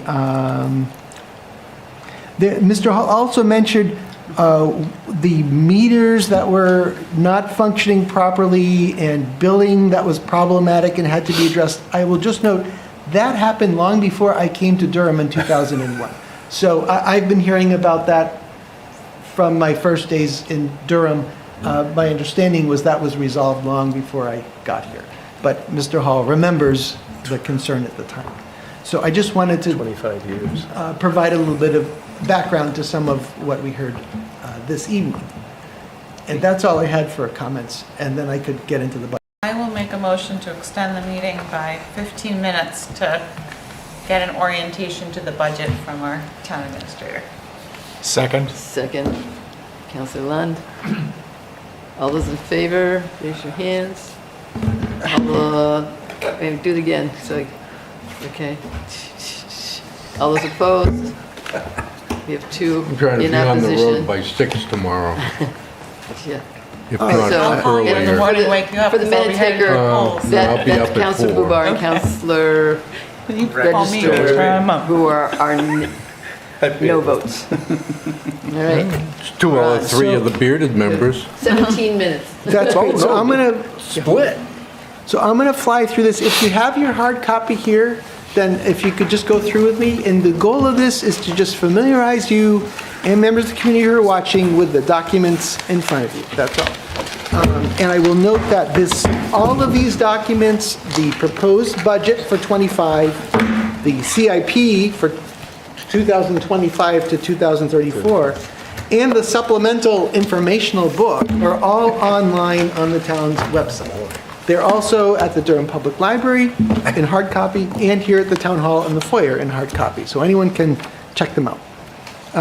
The first thing I want to just suggest you look at is the table of contents. It's the first printed page we're going to start with the budget, the big budget book. So if you go to the table of contents, this is a great guide. I call Gail all the time, and Gail always reminds me, Todd, be sure to check the table of contents, because that will help you find what you're looking for. So it's just a great resource, and it will help you find what you're looking for. If you go to page 1 in the budget book, you'll find my budget letter, and I will not read it to you, because you can read it yourself. I'm not going to highlight and repeat the numbers, but basically that tries to summarize what's in this budget in about 4 or 5 pages. If you go to page 8, there's a great, easy bird's eye comparison of changes within the budget comparing 2024 to proposed 2025, page 8. By functional area, essentially by department. So you can go town administrator, elections, assessing, legal fees, GIS, MIS, energy committee. Every one of our different departments, you can see clearly what the total increase is. And that might help you generate questions. Why is there a big increase here or there? On page 10 of the budget book, there is an organizational chart, and that shows how many people are employed within the different functions of the town. So that might be helpful for you. Are the vacant positions shown on here? Yes. If we've funded a position, even if it's vacant, it's shown as one of the positions there. But that's not a source of funds for us. The vacant positions, filling them? Well, yes, it's a position that where there is money, but perhaps somebody has resigned and we're in the process of filling that position. So it shows technically how many positions we have. 11, we get more detailed into each department, showing over time the number of positions that we've had in each area, extending from 2014 to the present. And I'll note that we have no new positions budgeted or proposed for 2025. There's nothing new. On page 14 is an inventory of vehicles, showing all the vehicles, and we compare 2010 to 2024. I don't know why we're still showing 2010. I thought of that today while I was preparing. That was a good year at one time. But I will note we will have a total of 24 vehicles in, a total of 72 vehicles in 2024, and that's up one from 2023, and that one is the new Ranger all-terrain vehicle we got at the fire department that was donated to the town. So that explains why we have one more vehicle was donated. We do something which is, I think, really helpful. On page 17, we provide a fiscal forecast where we show sort of where we've been with actual expenditures, actual revenues, past tax rates, and then what's being proposed, and then what we're projecting going forward. The one note I want to make in terms of projecting out to the future is that we're showing what we know, not what we don't know. And what we don't know at this point for 2026 is that we have 3 collective bargaining agreements that expire at the end of '25, and we don't yet know what the cost implications of those will be. I expect they'll be more substantial than we show here, but we just don't know what the impact will be at this time. On page 20, we show the debt schedule for the town. So if you're concerned about debt, you can just learn a lot there. On page 22... If you're not concerned about debt, go home. On page 22, we show our chart of accounts for different revenues. We not only have charts of accounts for expenditures, but revenues as well. So those start on page 22. So you can sort of review our different projections. And sometimes as we get into the budget process, we'll be able to update some of these projections based upon better data as the year goes on. Because, we started the process in August. By October, we had better data. By mid-November, we may have better data too. So we'll relook at some of these as the process carries forward. And I'd like to point out that there are narratives that are worth reading, so sometimes you're not sure what the expense is. It's actually explained in here. So don't just look at the numbers, read the narratives too. Yes. On page 36, there's an example of a letter from one of the department heads that explains what they're asking for. So the letters show what the department asked for, not necessarily what I am recommending to you. And usually the information under each line item might show what I've cut and why. Let me just see. Go ahead. In addition to the general fund, we do the same kind of process for each of our funds. So if you go to page 140, for example, revenues. And so, there's been a lot of conversation over the last weeks from Mr. Hall regarding the cost of water or the cost of wastewater. And the council looks at the water budget, the wastewater budget every year. So none of this is a mystery. The chart of accounts is here. So on page 140, you can see the water fund fiscal forecast, and then following that in this section of the budget would be the chart of accounts for revenues, chart of accounts for expensive, the bonding, debt service for water, etc. So all that information is available to you. And that's there for water. On page 152, it's there for wastewater.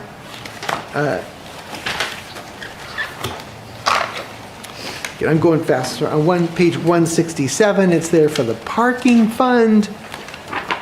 On page 171, we include it for the capital fund, and I'll just note that all of the items that are in the capital improvement program, if an item is being proposed to be funded in 2025, then you'll fund them, they would have been pushed out or eliminated altogether.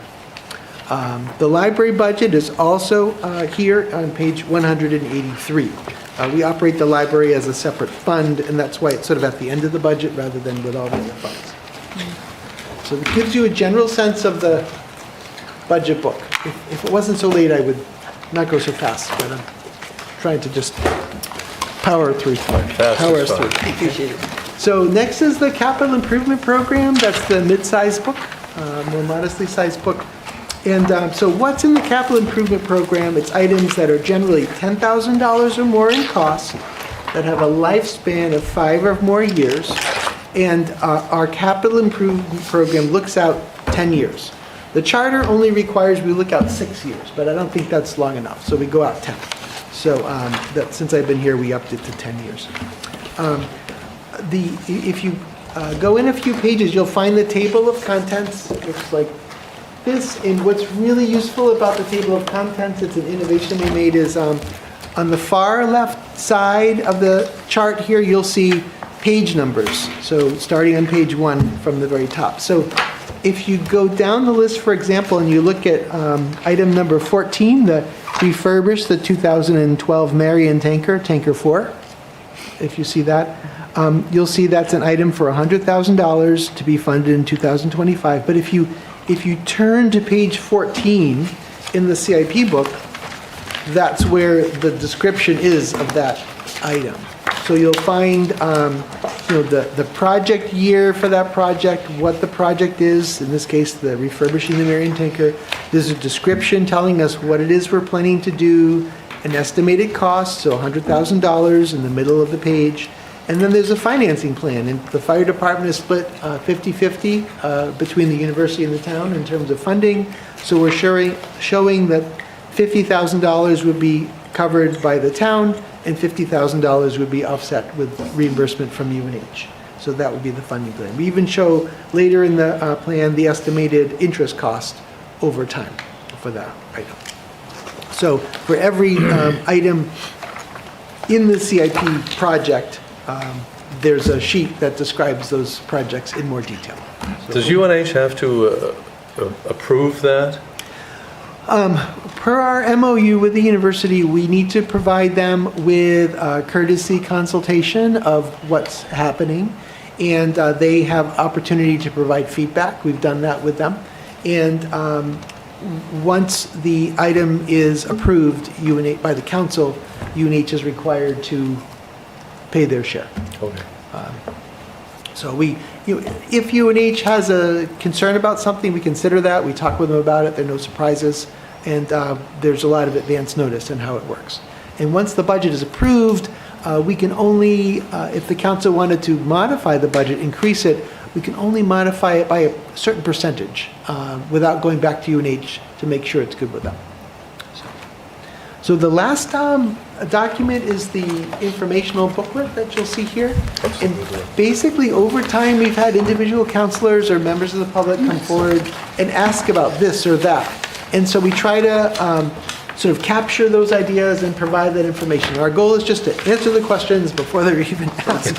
So if we just quickly page through on page 3, you'll see how we've broken down the proposed tax rate for 2025, showing how we do that calculation. That's on page 3.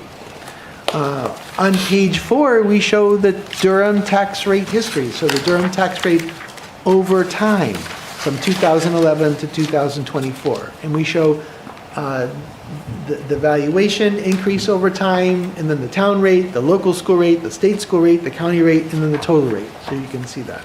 And you'll see that for 23 and 24, we kept the rate constant.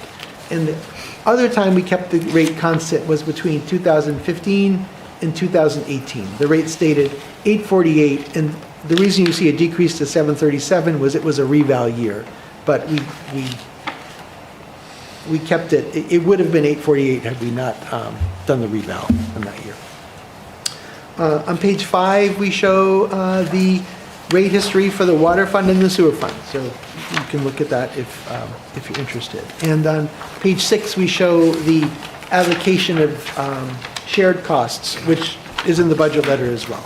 But because there've been so much questioning about those rates, I wanted to just be really overt with the data, so everyone can see it. And we can find this on the town website, correct? Yes, that's correct, yes. Let me just see. On page 11, we get into some really, I think, fine-tuned information that people might be interested in. So basically, if people are, in page 11, if people want to know what are our fixed costs, you can see them, like personnel, auditing. Yes, we are. In this comparison, we are. Okay. Yes. I mean, we can certainly cut positions, but unless we do, though, that's the Yeah, no, I cost. understand, it just, Yeah. it's, okay. We in this case, we bundle it in with those. And we break them out individually, so if you can easily discern what that amount is, which is helpful. And then on page 12, we show what is the cost of personnel. So we show full-time wages, part-time wages, overtime wages, and then all the various ancillary costs, such as retirement, health and dental, life insurance, disability, etc. All of that is captured on page 12. On page 13, we continue to break out those types of costs by police, fire, and public works. And we do that by a year for full-time wages, part-time wages, and overtime wages. So again, we're kind of slicing and dicing the different cost centers. On page 14, we're showing health and dental cost comparisons by department. On page 15, we're showing the New Hampshire retirement system rates and how those have changed over time. Essentially, the state has eliminated their subsidy and passed it all on to the local community. On page 19, we show what our general fund debt summary is. And I think what's interesting to note there is there's a law that shows how much a community can issue in terms of debt. You're allowed up to 3% of total valuation. Durham is only utilizing 13% of our allowable debt capacity. So for folks who worry we're overextended on debt, we just are not. We're using only 13% of our capacity on the general fund, which is good to know.